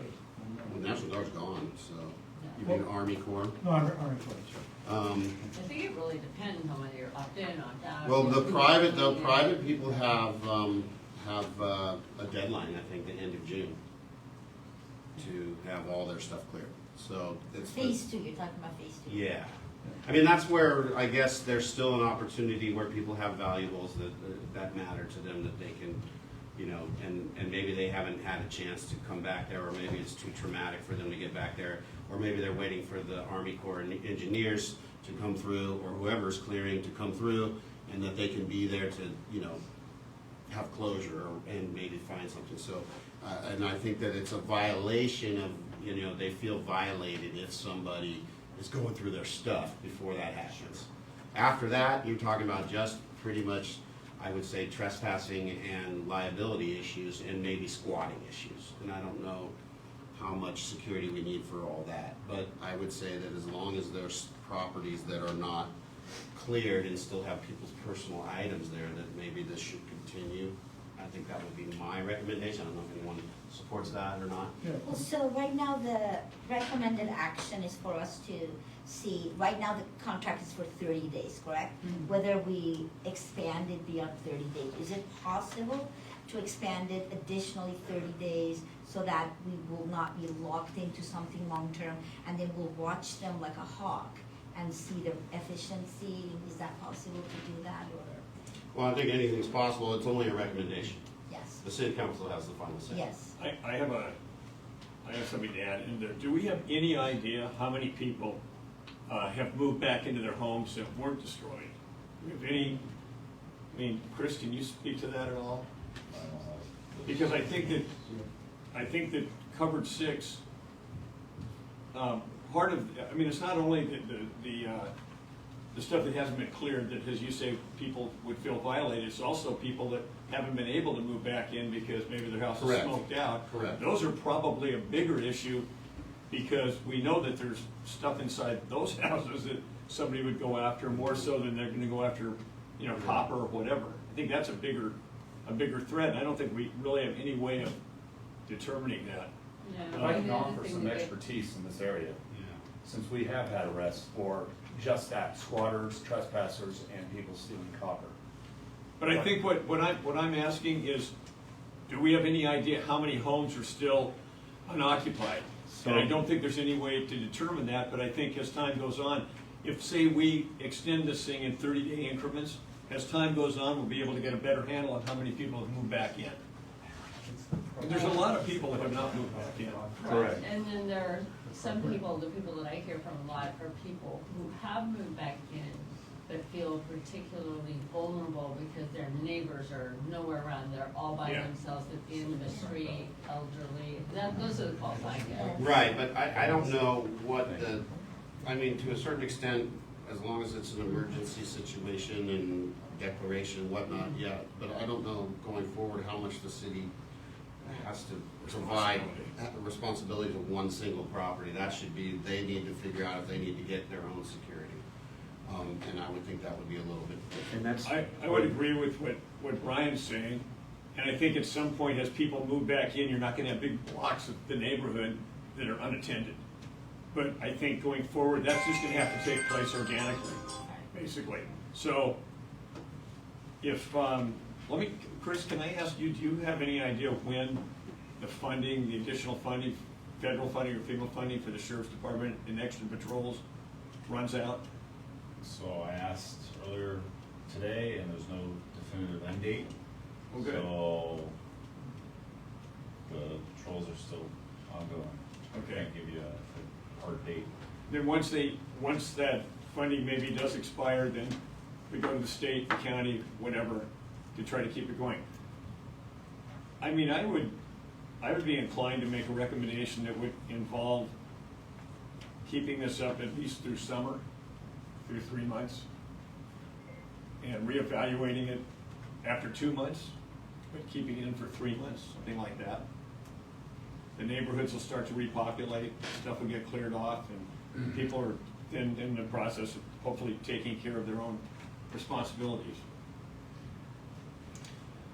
And gentlemen realize that the value of private security is working as an agent of the property owner. As we start to put up signs for all of our Yeah. clients in the area. I'm sorry, I don't mean to be rude, but you're out of order. You're Yeah, not supposed I'm to sorry. just- If you'd like some You're expertise not on the allowed to value of just- security, I can offer it to you in a more neutral way. We're aware that there are other security firms out there that are in the neighborhoods. Oh, Absolutely aware. And it wouldn't be that, it's just the power of private security and what their authority is. Can you speak to just one thing about the process of hiring these guys?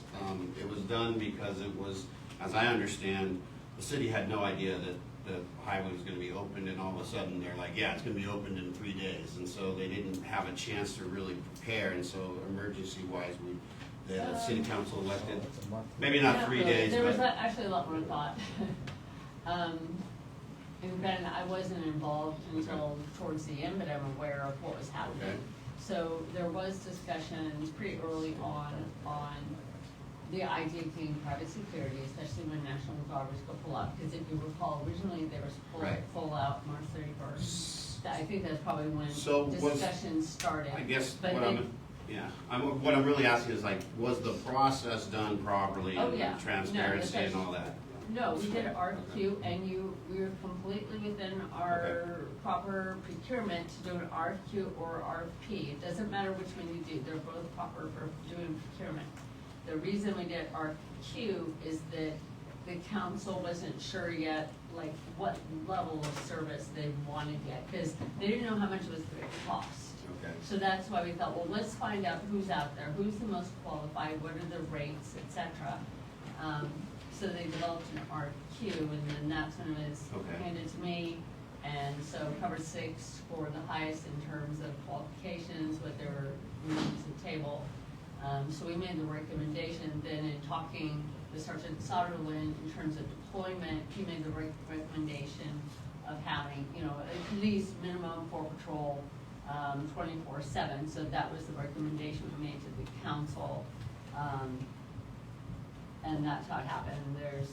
Everything was on the up and up, transparency, everything. All right. Okay, so, Chris, was that a motion, or are you just throwing it out there? Well, I'm kind of throwing it out there, but I'd like to create a motion out of it. We can all kind of, I have a recommendation. okay. So my recommendation is to be fiscally conservative and to extend the contract every 30 days when we watch them like a hawk and see their performance and whether Malibu residents have positive feedback. But it's up to you guys, but that's my recommendation. Well, it's up to all three of us, actually, so it's not just us. So just to be very conservative about giving them long-term until we have history with them. So 30 days, and then after that, another 30 days. Cost. Well, I think it makes sense to look at that 30 days, I think what you're saying. Continue. The type and the nature of the exposure is going to change over time, that's right. Because as we go from this initial part where people can make money by grabbing copper out of the house, once you start the construction, no, it's stealing new appliances out of the house. Or, you know, as the exposures change. I would also say there's a lot of homeowners that can't possibly afford private security. It's way beyond the means to do that. So they look back to the city and to law enforcement to say, hey, what can you do to help me? And I do know, like, I'm one of those that hasn't been able to move back in yet. And there's a lot of people like that are in the area. They're absolutely terrified. And that's not going to change real soon. So I think if you do it on an incremental basis, which is what you're suggesting, it gives you, give yourself the most flexibility you can. Why not? Doesn't hurt. And then also, when you say watch it like a hawk, I think it's really important to get the data from the sheriff's department over time as to number of crimes, type of crimes, you know, what's going on, see what the trend is in that through the sheriff's side, because maybe with some luck, it doesn't get real bad, but so their data is going to be very valuable. Absolutely. How about, I got a question for cover 6. Your data that you have, is that shared with the city? Yes. Okay, thank you. And the sheriff's. Okay. I got a question of Susan, actually. So if we went to the every 30 day, where we look at what they've done and what kind of, you know, what's going on out there, does that create any kind of like logistical problem? Do we have to keep voting on it every 30 days here at Public Safety and then recommending it back? Or do we make a recommendation that the city council reevaluates it every 30 days?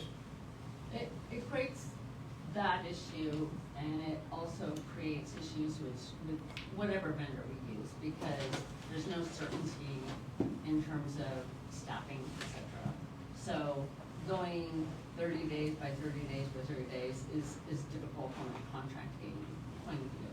It can be done, but it does create challenges. Yeah, I mean, I'm a little more inclined to go his route, which says a little longer, extend the contract, but maybe have something at 45 or 60 days. Like he was basically saying 90 days, right?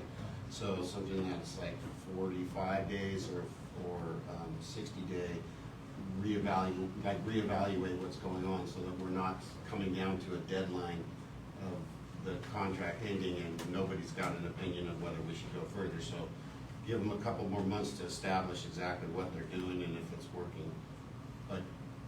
And then you can decide 60 days if you're going to renew in 30 or not. See what I'm saying? Yes. I would be inclined to go, because it kind of combines Yes. everything that we're saying 30 up here. days, we extended 30 days. No, we extended to 60. No, I would say extended. 60. I'm sorry, that's what I meant, Yeah. 60, sorry, that's what I And meant. I think that my premise in this was mainly looking at summer, looking at getting this thing up through Labor Day or whatever, Not that thieves, go by season, so to speak, correct? There is no season. Every day of the year. Yeah, so I'd be inclined to, craft together a motion that, kind of what we just said. Well, so 60 days. I had just said 90, but you think 60 is better? Whatever, I mean, we can. So I said discuss this. 6, I had not, rather than have us go through it every 30 days, I think Okay. one, I can go with through 90, this, I can go with 90. so I would say 90 with a review at 60. And maybe we can add a clause where it's performance-based. Well, yeah, I mean, Yeah. that We would, can well, cancel the contract. We well, can cancel the it- contract if performance is not up to par. I'm just worried about Malibu residents. Well, what's your standard out clause? What's in the contract now? I think it's 30 days. It's 10 days. 30 days Ten- notice? So oh, 10 10 days? days? 10 days 10 notice? days. 10. You want to craft something together with that? You're a crafter. All right, so we recommend, I'll make a motion to recommend a 90-day extension of the contract with a reevaluation at 60 days. Like an evaluation at 60 days, whether we're gonna go beyond the 90. Right? Does that seem workable to you? I mean, again, the council's gonna do their own thing. Right, yeah, and then this also has to be in negotiation with us in cover safe. So, Right. it may or may not work out. Right. And so we may have to take another plan of action. That's right, but I don't think there's enough information to just say, let's do a year. Oh, there isn't. Not Yeah, yet. we need to see performance, You got an out clause. I think Contract. you're right. And I would have, I would support that. Okay, Yeah, that's so that's, so say, Absolutely. I'll second it. there you go. Yes, that's it. All right. So, Vice Chair, can we have a clarification on the recommendations so we can provide it To recommend an extension of 90 days of the current agreement to be reevaluated after 60 days based on performance and feedback from, Residents. And if President. it can't be extended, would you have an alternate recommendation? If it can't be. Yeah, if it can't, just. at which can't, at what can't be. If we couldn't extend it for 90 days, the current contract, Mhm. because, we have to talk to Cover Safe Right, to okay. discuss that, if that's possible. Mhm. And if it's possible, great. If it's not possible, do you have any other thoughts? If we have an out clause. I think, go ahead. Go ahead, no, go I ahead. mean, that seems more like the council's deal than Yeah. ours. Yes. Yeah, exactly. Because, we're not here to negotiate the contract. That's fine. And then- I guess maybe we can add to the beginning of the motion that we feel that a outside, So just say, an outside security company is a good idea, it's needed, and this is what we suggest with the current one. Or recommend with the Yes, current. that Actually, I would- like that wording right off the Yes. front of it. Yes. Yeah. Yeah, just so that they know that we think this is a good idea, that they should make a deal here with a private security He's company. typing frantically. I know, did you Yeah. catch that? No. But we want to be very I should put this vigilant. into a staff report tomorrow. Yeah. No, read that, can you read that back? So what with you the, got? with the addition of the beginning, the recommendation on the table is, you recommend, excuse me. So you feel the outside security company is needed and you want to recommend the extension of the current agreement by 90 days with the reevaluation being at 60 days based on performance and feedback from residents. Yeah. It's pretty clear. That's great. That's fine. Do I have a motion to approve this recommendation for council? Take it. Yes. Second. All right, Vice Chair Merrick is first, second is Commissioner Frost. I will call roll call for a vote. Commissioner Aria, Yes. Commissioner Gibbs, absent. Commissioner Frost, Yes. Vice Chair Merrick. Yes. Chair Spiegel, absent. Vote has passed 3-0 with Commissioner Gibbs and Chair Spiegel absent. It's 3 o'clock. Yeah, but I can't because there's no quorum yet. Oh, yeah. If I leave, there's no quorum. I just. Right, you Yeah, asked for the break. chair to take a break. 3 o'clock. Chair, can I take a break? How long do you need? Call a break. Is that really a question you want me to answer? All right, we're gonna take a 4-minute break. It's kind of a personal question. I think everybody in the city, city Oh, staff. it is a You guys, Is that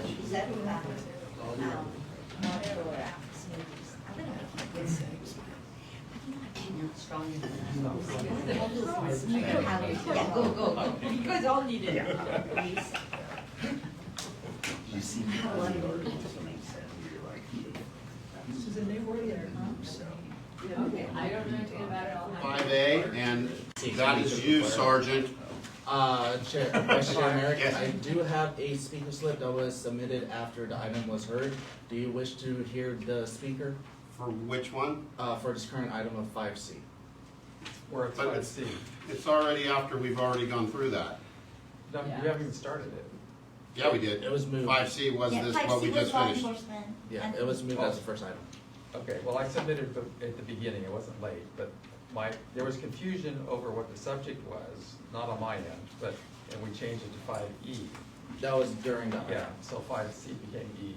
Well, 5C and 5A were moved to the top of the agenda. You gave me 2 additional speaker slips Yeah. when 5C was currently being addressed. Yeah. And that included 5E and 5C. 5E as well. And 5C, that's the one that I changed. There was a 5. Well, I'd already submitted a 5C and you changed it to 5E. This was the I original think he 5C. wants to Or- comment Yeah. on the contract, He right? has the original You wanna 5C. comment on the Which one? contract?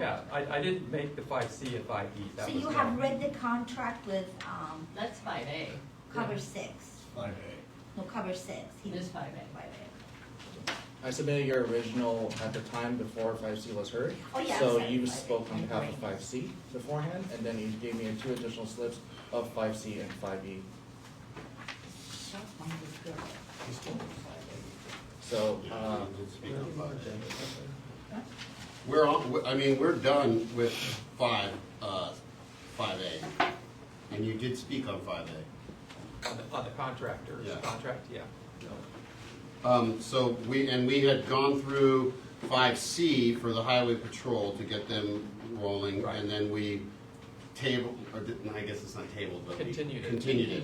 So we have Sergeant Sarlin at this time to give your report. So I have a slip for 5, I have a slip on this item. For which one? I don't see it. I submitted twice for this item. He's got it right. All right, let's go, Ryan. Let's hear it. Okay. Well, all right, I can go first, it's fine. I know the fire department's not here, but the issue is that there's been, and I've talked about this with the city attorney's office, the city clerk's office, and Sergeant Soderlin. Let's just take the month of April. I think on the 23rd or the 26th, there were 2 fire alarm calls on Meadows Court, or an offshoot Meadows Street up there. We pretty much know what kind of homes are up there. And these are sequential, I mean, within 20, 30 minutes of one another. It's more of them in Sycamore Park. And there's another one on your agenda in your packet for April. I'm sorry, it's a different street. I'm not sure, I think I sent Sergeant Soderlin the picture of it. These are rehabs that seem to be going through fire situations on a weekly basis, sometimes multiples per day. And it's been offered to me that these are people who are in a 30-day mandatory program and that they sometimes leave when they're not supposed to, and the only way to get back in the building is to set off the fire alarm, make everybody run outside, get confused, and then they all go in, including the ones that are not supposed to have left. As part of a court-ordered program, if anyone leaves this residential program, they're subject to immediate arrest under the terms of their court-ordered program that they be resident on the property. And this is unfair to our law enforcement who have to go drop everything and go search, find, arrest somebody, haul them back in front of a judge because they just violated the terms of the program. Setting off a fire alarm manually is a crime of the state's penal code. And the second item in your report from the fire department, I don't know what page, it's the one with the logo on it, he's got it. Can you, maybe Sutherland can read us the name of the street. I'm sorry, I forgot the name of the street. The 2 listed on Pulse Point from April 23rd, I think it is, they're not mentioned in the report because there wasn't a structure fire. This one, it looks like they set the yard furniture on fire in the driveway or something is what, you know, it reads in this current month's report. Single-family dwelling, engine 71 arrived on Baylord Road for a structure fire outdoors, and it was the, I don't know, it's a 3-story single-family dwelling used as a rehabilitation center. They arrived on scene for outdoor fire and so forth. But this is a repeating thing, and jerking around the fire department as well. Do they have to show up to these group homes, which have commercial fire alarm systems built into the structure of the home to qualify for the state certification to even operate? And whether it's manual or smoke detector activated, because they, I don't know, as I say, they lit the toilet paper on fire so that they could set it off, so they have a reason to get back inside the house or let their buddy back inside the house. And whether they go down to the corner PCH and buy drugs or whatever's going on, but these are drug treatment facilities, and it's an ongoing thing. The current city ordinance does not consider it a false alarm if it's manually activated. So it might need to be revised. Thank you. All right, thank you. Your report, sir. Okay. Our crime analyst is on vacation, so I don't have last month's crime statistics yet. But a couple notable incidents. As we all know, PCH reopened Friday before Memorial Day weekend. The highway patrol is out in force. It's 25 miles an hour through the entire section. So we're trying to keep the speeds down. There's still heavy equipment. There's still construction workers. There's still a lot of vehicles out there for the recovery and process. So I want to remind people to keep their speeds down through that area. We had beach team kick off that weekend as our starting point, and there were no major public safety issues. We had decent crowds at the beach, decent weather, so that was good to see. So we're going to be out there Saturdays and Sundays in June, and then starting July 1st we go 7 days a week out there. On this past Friday is the 31st of May. 2 juveniles were hiking on Point Doom when they fell off the cliff, and one fell part way down the cliff, and the other one fell all the way down the cliff. Our Air Rescue 5 helicopter responded out and did a hoist rescue on both of them. The one that partially fell down had minor injuries. The one that fell all the way down was taken to the hospital with critical injuries. So we responded as well as the lifeguards, the fire department, and we used our rescue helicopter to rescue them with the hoist. Then this past Monday into Tuesday, we had Malibu High School senior prank that went wrong. They vandalized the campus. They caused extensive damage to the campus. One of the things they did was they put super glue in the locks on some of the doors to make the doors inoperable. There was also a golf cart that I guess the staff uses there that was vandalized. So we're in the process of identifying the individuals involved in that. We're making good progress on that. And it's an ongoing investigation, so I can't really get into too much detail about what else happened with that, but those are some of the major incidents that's happened. So I'm available if anyone has questions. I have a question. With the Point Doom accident falling off the cliff, what's your coordination with state parks? Because that's their territory, right?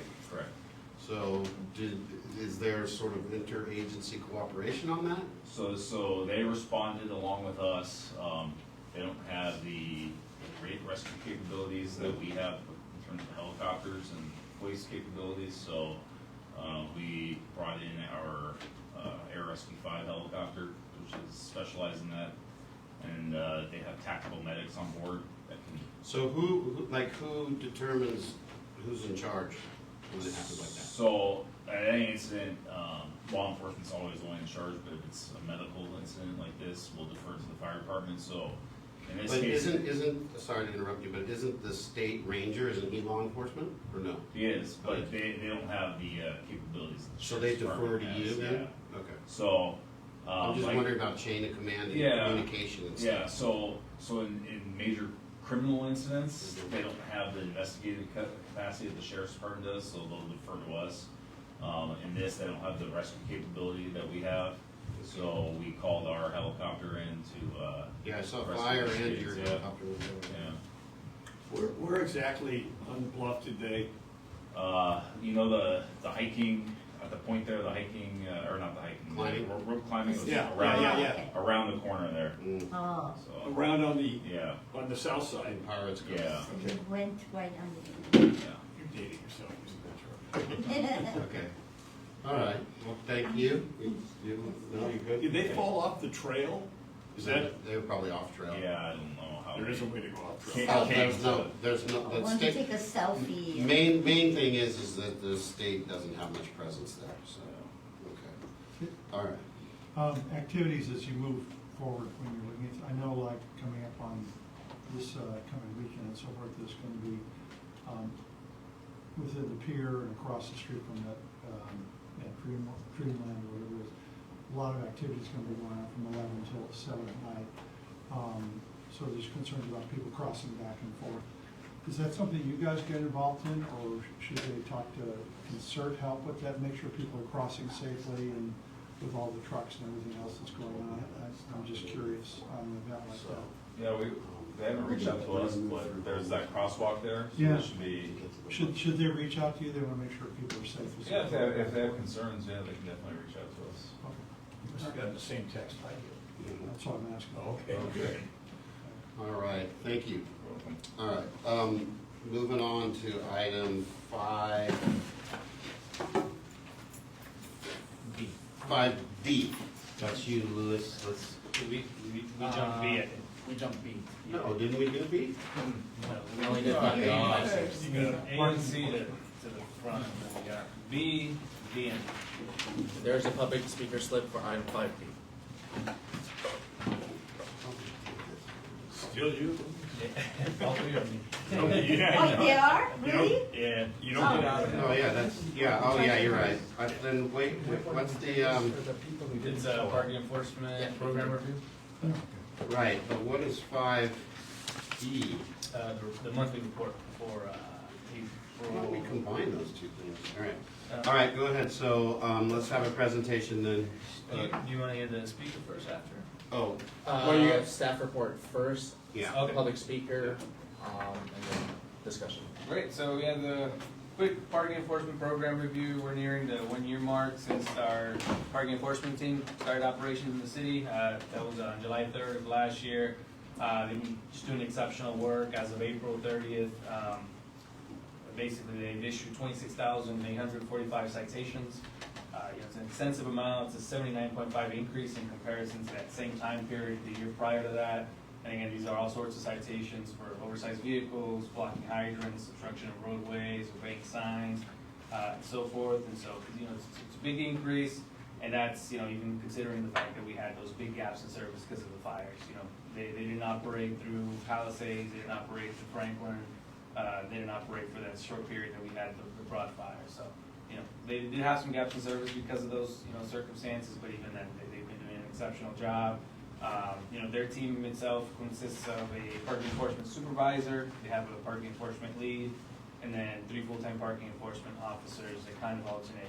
We have pretty consistent coverage throughout the week, throughout the day. We have consistent overnight enforcement that allows for us to address, in partnership with the sheriffs, the proliferation of RVs. We have that escalating fine of the oversized vehicle ordinance, and they work hand in hand with MARCs and VOPs, and obviously with the sheriffs.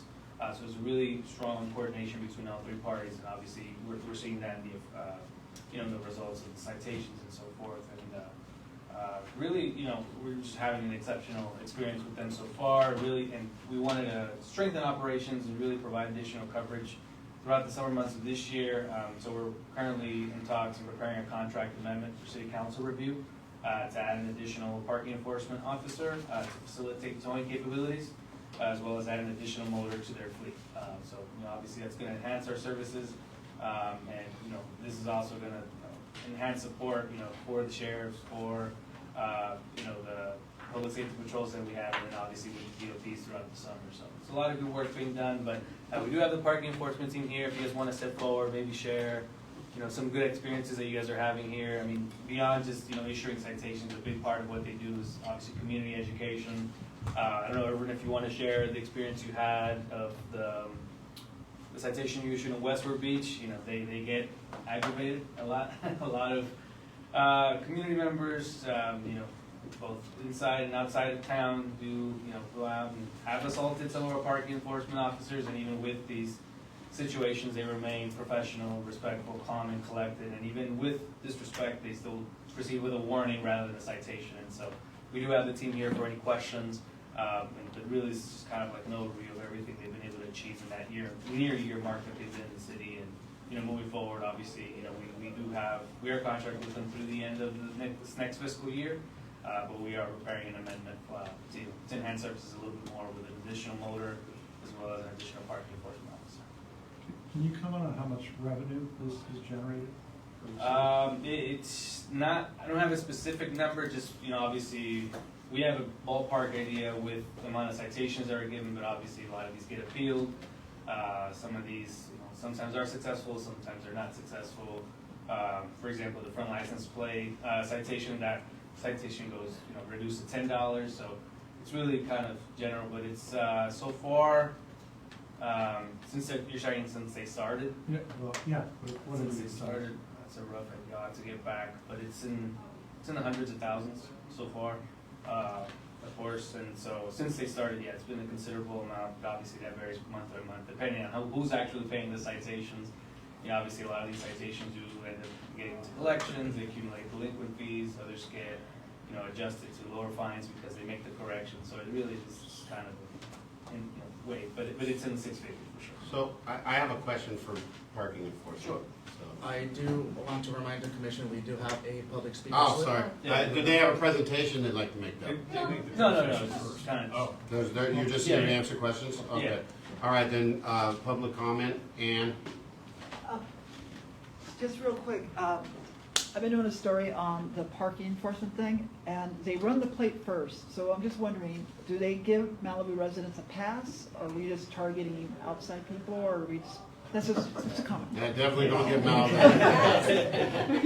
Nobody gets a pass. No. I don't know if you guys want to add more, but they apply a law equally.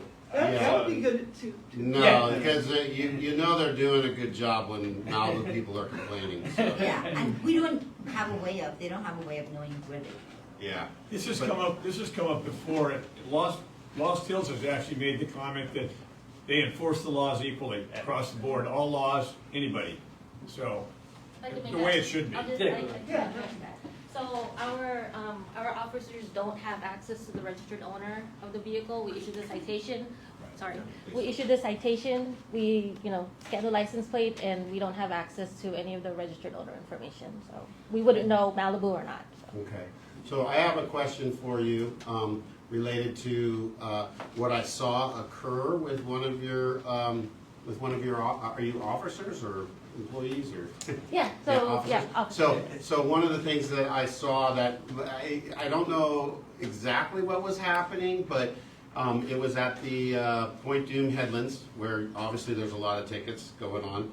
And one of your officers was kind of just hanging out there, not really writing a ticket, but he was just kind of walking around and waiting. And I was wondering, and I left before, but it seemed like he was waiting for the sunset then to write tickets. But like people were pulling up and parking, and he wasn't really communicating with them that they were doing something wrong. And it just seemed like he was sitting there. And I don't want it to be a situation where someone thinks that either he just wait, because I think the parking there is sunrise to sunset, correct? Correct. Yeah. No parking sunset. Right, so they're enforcing that, which is fine, but if someone pulls up and parks there and he's there, he should just say, hey, look, you're gonna get a ticket, but he wasn't talking to anybody, he just was kind of waiting, and I didn't stick around long enough to see if he waited for the actual sunset to write the tickets. So, and I just don't wanna give the appearance that that's either like lying in wait or whatever, so, and that was just a concern that I had that I saw. Okay, Yeah, so we'll take note of that. Yeah, thank you for the heads up, I gotta pay more attention, with my officers.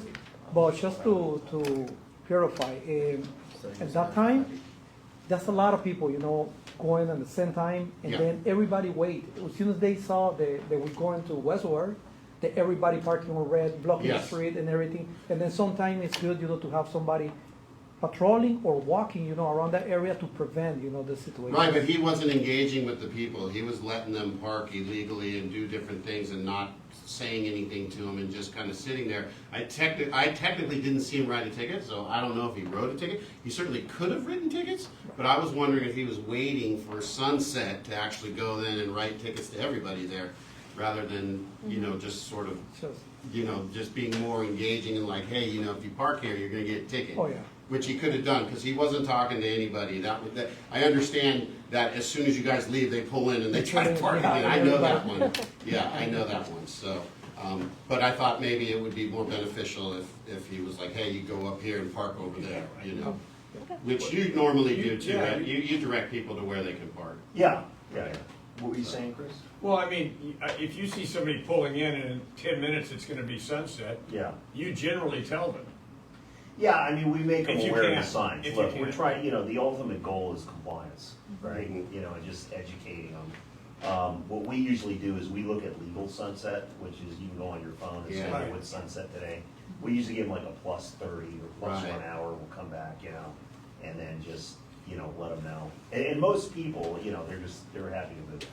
Yeah, and it's not really a poor reflection. I just felt like Yeah. someone might feel that you're almost lying in wait, so to speak. And that's not how I think that it should operate. Right, we don't want that perception. Right? I mean, I think you guys are doing, obviously from the numbers, there was a lot of crumbs on the table, I guess, so to speak, for you guys. So, but I think. Scientific term. Yeah, I think you're doing a good job. So it's just that, yeah, I know you're doing a good job because I hear a lot of complaints from people. So, and it's. Equal opportunity for Yeah, everybody. yeah, and I'm glad to hear that you're not just picking on Malibu people. I was thinking that maybe we could get you guys like a couple of cases of front license plate holders, and you could hand them out with a ticket. Encourage people to have those front I'm license kind of plates. kidding, but in a sense. We make a fortune on Oh, yeah, no. All these people all of them got license plates when they bought their car.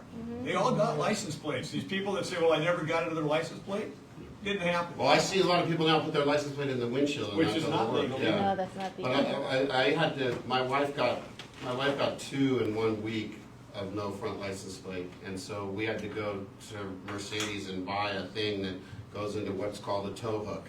And it's a front license plate on the tow hook. See? So, Compliance, we're yeah, encouraging compliance. exactly. Yeah, all the cars, all those fancy cars do, yeah. So, And okay. there's always decals. Any other comments? We good? No, I think you guys Great. are making a difference. Great. Appreciate it, thank All right, you. thank Thank you you. for the partnership, thank Yes, you. thank you. us. It's mainly Teslas, yeah. You guys drive Teslas? Keep going after the. Breaking down my car. No Tesla has a front license plate. Okay, so we did 5B, and we've done 5C, so now we're on 5D, right? No? Yes. Oh, we have another speaker. I'll trade it. Who's this? All right, so, it's Ann again, okay. Let's have your homeless report first, and then we'll have a. So here we have today the April 2025 Homeless Outreach Report. So just a reminder, we have these homeless outreach reports every month. For the month of April, we had 3 individuals get moved off the street and get placed into temporary or interim housing. So again, another reflection of the great work being done by the outreach team. A lot of these folks are being engaged. I think we're seeing that, shift in population out in the field. And, they're just really maximizing every opportunity that we're having. Whenever an interim or a permanent shelter bed opens up, they're quick to get some folks into it. And so, yeah, they continue to work in partnership with the city staff, with the sheriff's department, and again, really maximizing their resources out there. And so for April, these are the numbers. Again, there are 3 folks off the street, all went into temporary housing. And then back on the streets, as you'll see, is like one of these individuals that either loses their housing opportunities because they didn't comply with the rules and regulations of whatever housing facility they were in, or they just simply abandoned the facility that they were in. Unduplicated contacts are really the contacts that we're looking for. So we've had obviously a lot of folks come in and out of town. As soon as they come in, we make that contact and start kind of building a trail there of kind of an outreach plan for some of these individuals that are receptive to the help. For others that aren't, then so be it. We continue that engagement. And some folks don't really stick around. They go ahead and continue up the coast, or they go back to down the coast. And some do stick around. If they do stick around, I want to emphasize that sheriff's report are engaging them. Our outreach team is engaging them, and we're continuing the services. But it's a good month for April, and happy to answer any questions. I know we had a speaker. Yeah. So, Ann, please. Susan, I have a question for you. I mean, I just have a comment for her regarding the homeless situation, but she's not here to hear it. Well, he's okay. Happy to answer. So, as you know, the state of California has made a significant amount of money available for homeless to be shipped out to Norwalk, which I'm sure that people in Norwalk are going to love it. But I'm wondering if you guys are pursuing that with LA County to move the homeless population from Malibu so they can get treatment out in Norwalk and housing, as you probably read about it. So, and that's all. Sure. Yeah. So not particularly Norwalk, where we house folks, is really all throughout LA County. I mean, sometimes it's Santa Monica, sometimes it's South LA, sometimes it's East LA, West LA. I mean, you name it, Bell, Long Beach. Wherever our outreach team can find a housing opportunity for someone, we place them there. We coordinate transportation. Sometimes it's relocation to another state. I mean, we have folks that come from all over the country, and if we can make contact with their family members or relatives out there, and they're willing to take them back, we go ahead and do so in a coordinated manner. So, to answer your question, I'm not sure that we've used any Norwalk facilities yet. But I'm sure if an opportunity comes up and someone here in Malibu is willing to take it, I think they'll send them there or wherever else is available. But yeah, we maximize wherever there's a shelter bed, available.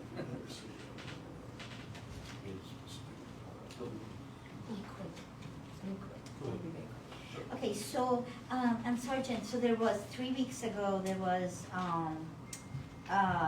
burglary at one of the stores. It might have been the surf shop in Cross Creek by a transient individual on a bike, Hispanic, Latino. There's so much, I don't know if you remember, but, so that individual description fits the one that I see every day in Central Malibu, and was there, today in Central Malibu, so just letting you know. Okay. And I told you the description. Sure. 30 is on a bike. Appreciate the feedback. Thank you. And I surveyed the 18 new quote-unquote regulars that have now come to the library area and Legacy Park. All of them are from out of state. So state of California pays a lot of money for them. You said you questioned them? I surveyed them, say hi, and gave them some food and asked them where they're from. I'd be real careful. No.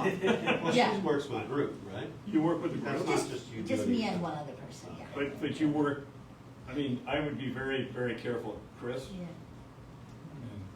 There's always gonna be Yes. homeless individuals. They do have impulse control. Wherever you Yeah, live. I'd be very careful. We're sitting in a car while asking. Okay. I'm not brave like him, or him, or Sergeant, or Mark. Thank you. He comes well equipped. Yeah, can't mess with him. Yeah. Appreciate it. Okay. No other questions? No? All right. Thank you. Good job, thank you. Thank you. Moving on to the last item, which is you again, Luis, right? Oh, we have more speakers. I'll trade you. All right, let's have Ann come on up. I don't even know what this item is. What's that? I don't even know what it is. You're done? 5E. Okay. Oh, no, no. Ryan.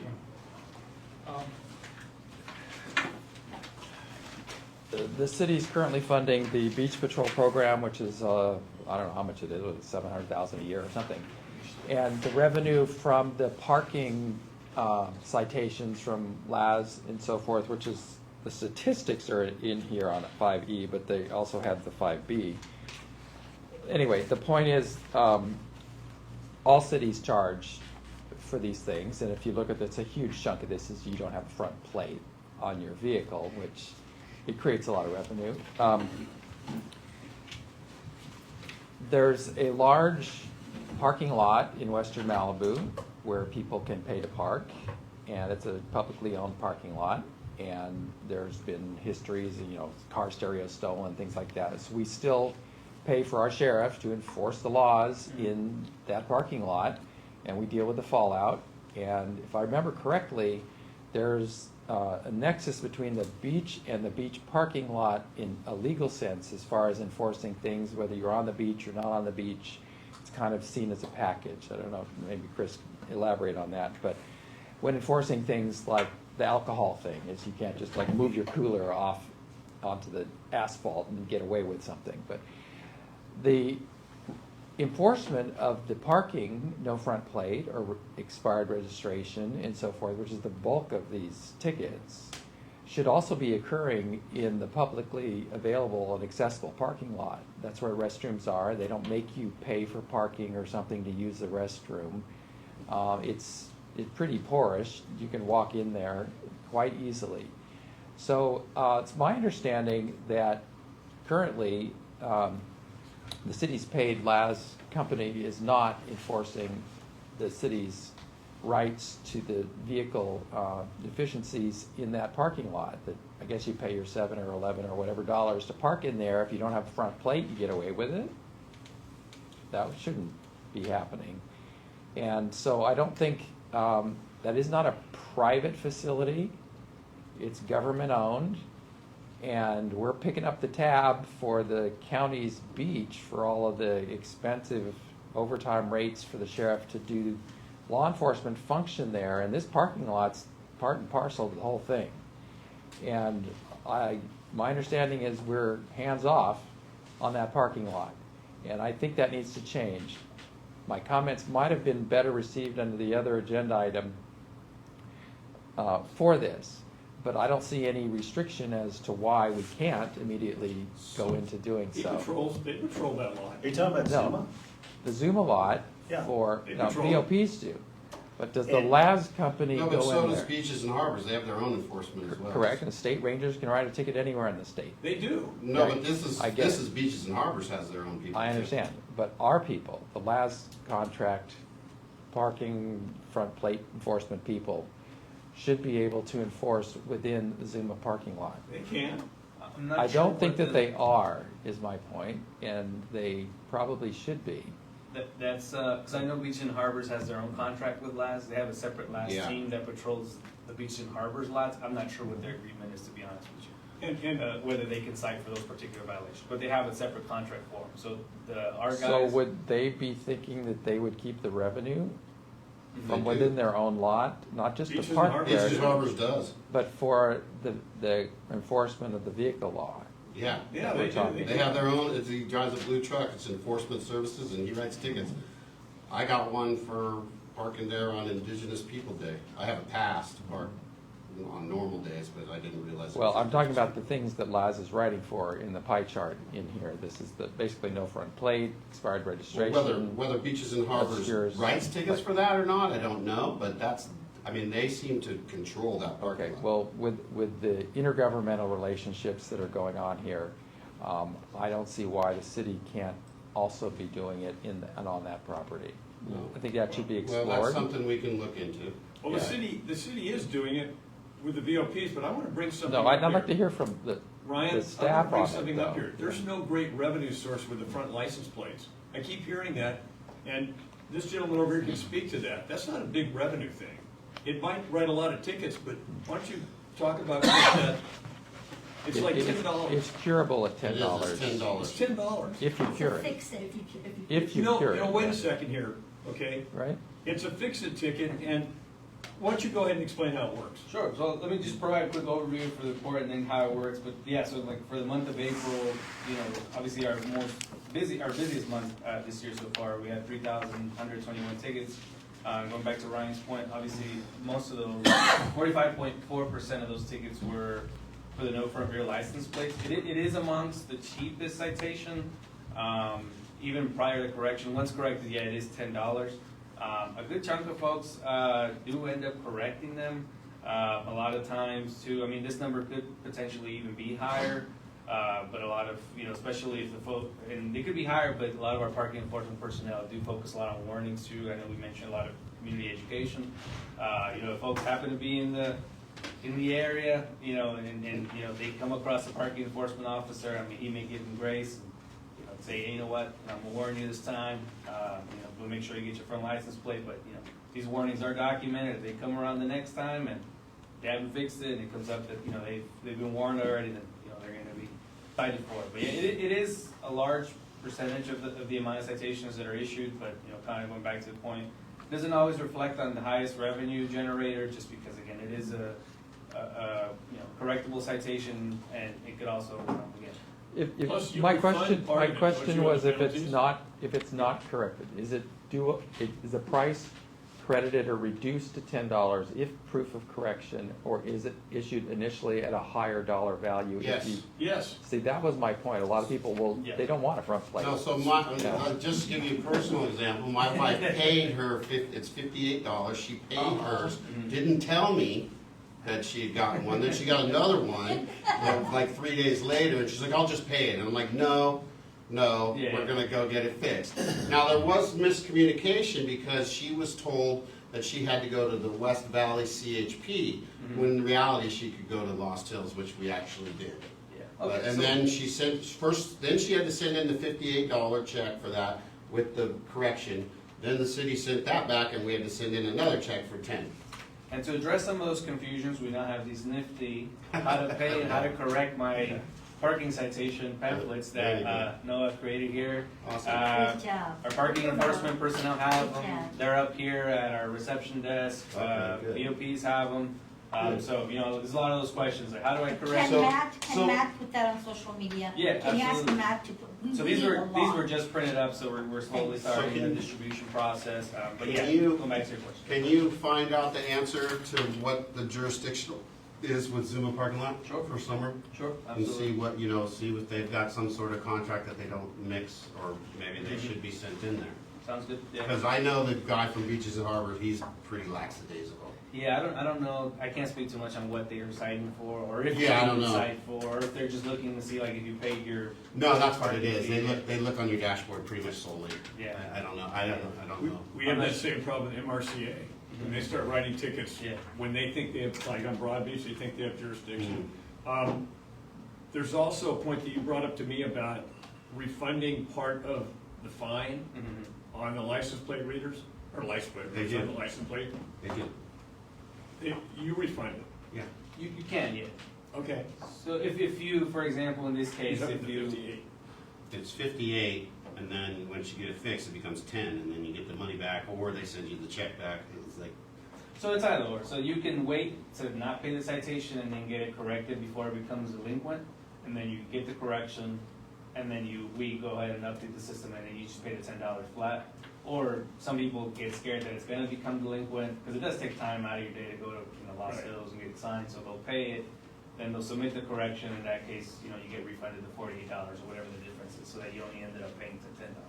But it has to be done within the delinquent period, which is 20 And I think you guys were helping out on the end where people got, the fine went up because they hadn't done it within the time period. Yeah, so That's what I'm talking about. Yeah, it does double. So once it becomes delinquent, so to speak, then you're not paying 50, you're paying 160, whatever it is. So just fill for a license plate. okay. All right, good. So we're going to adjourn this meeting in the name of Bill McSweeney.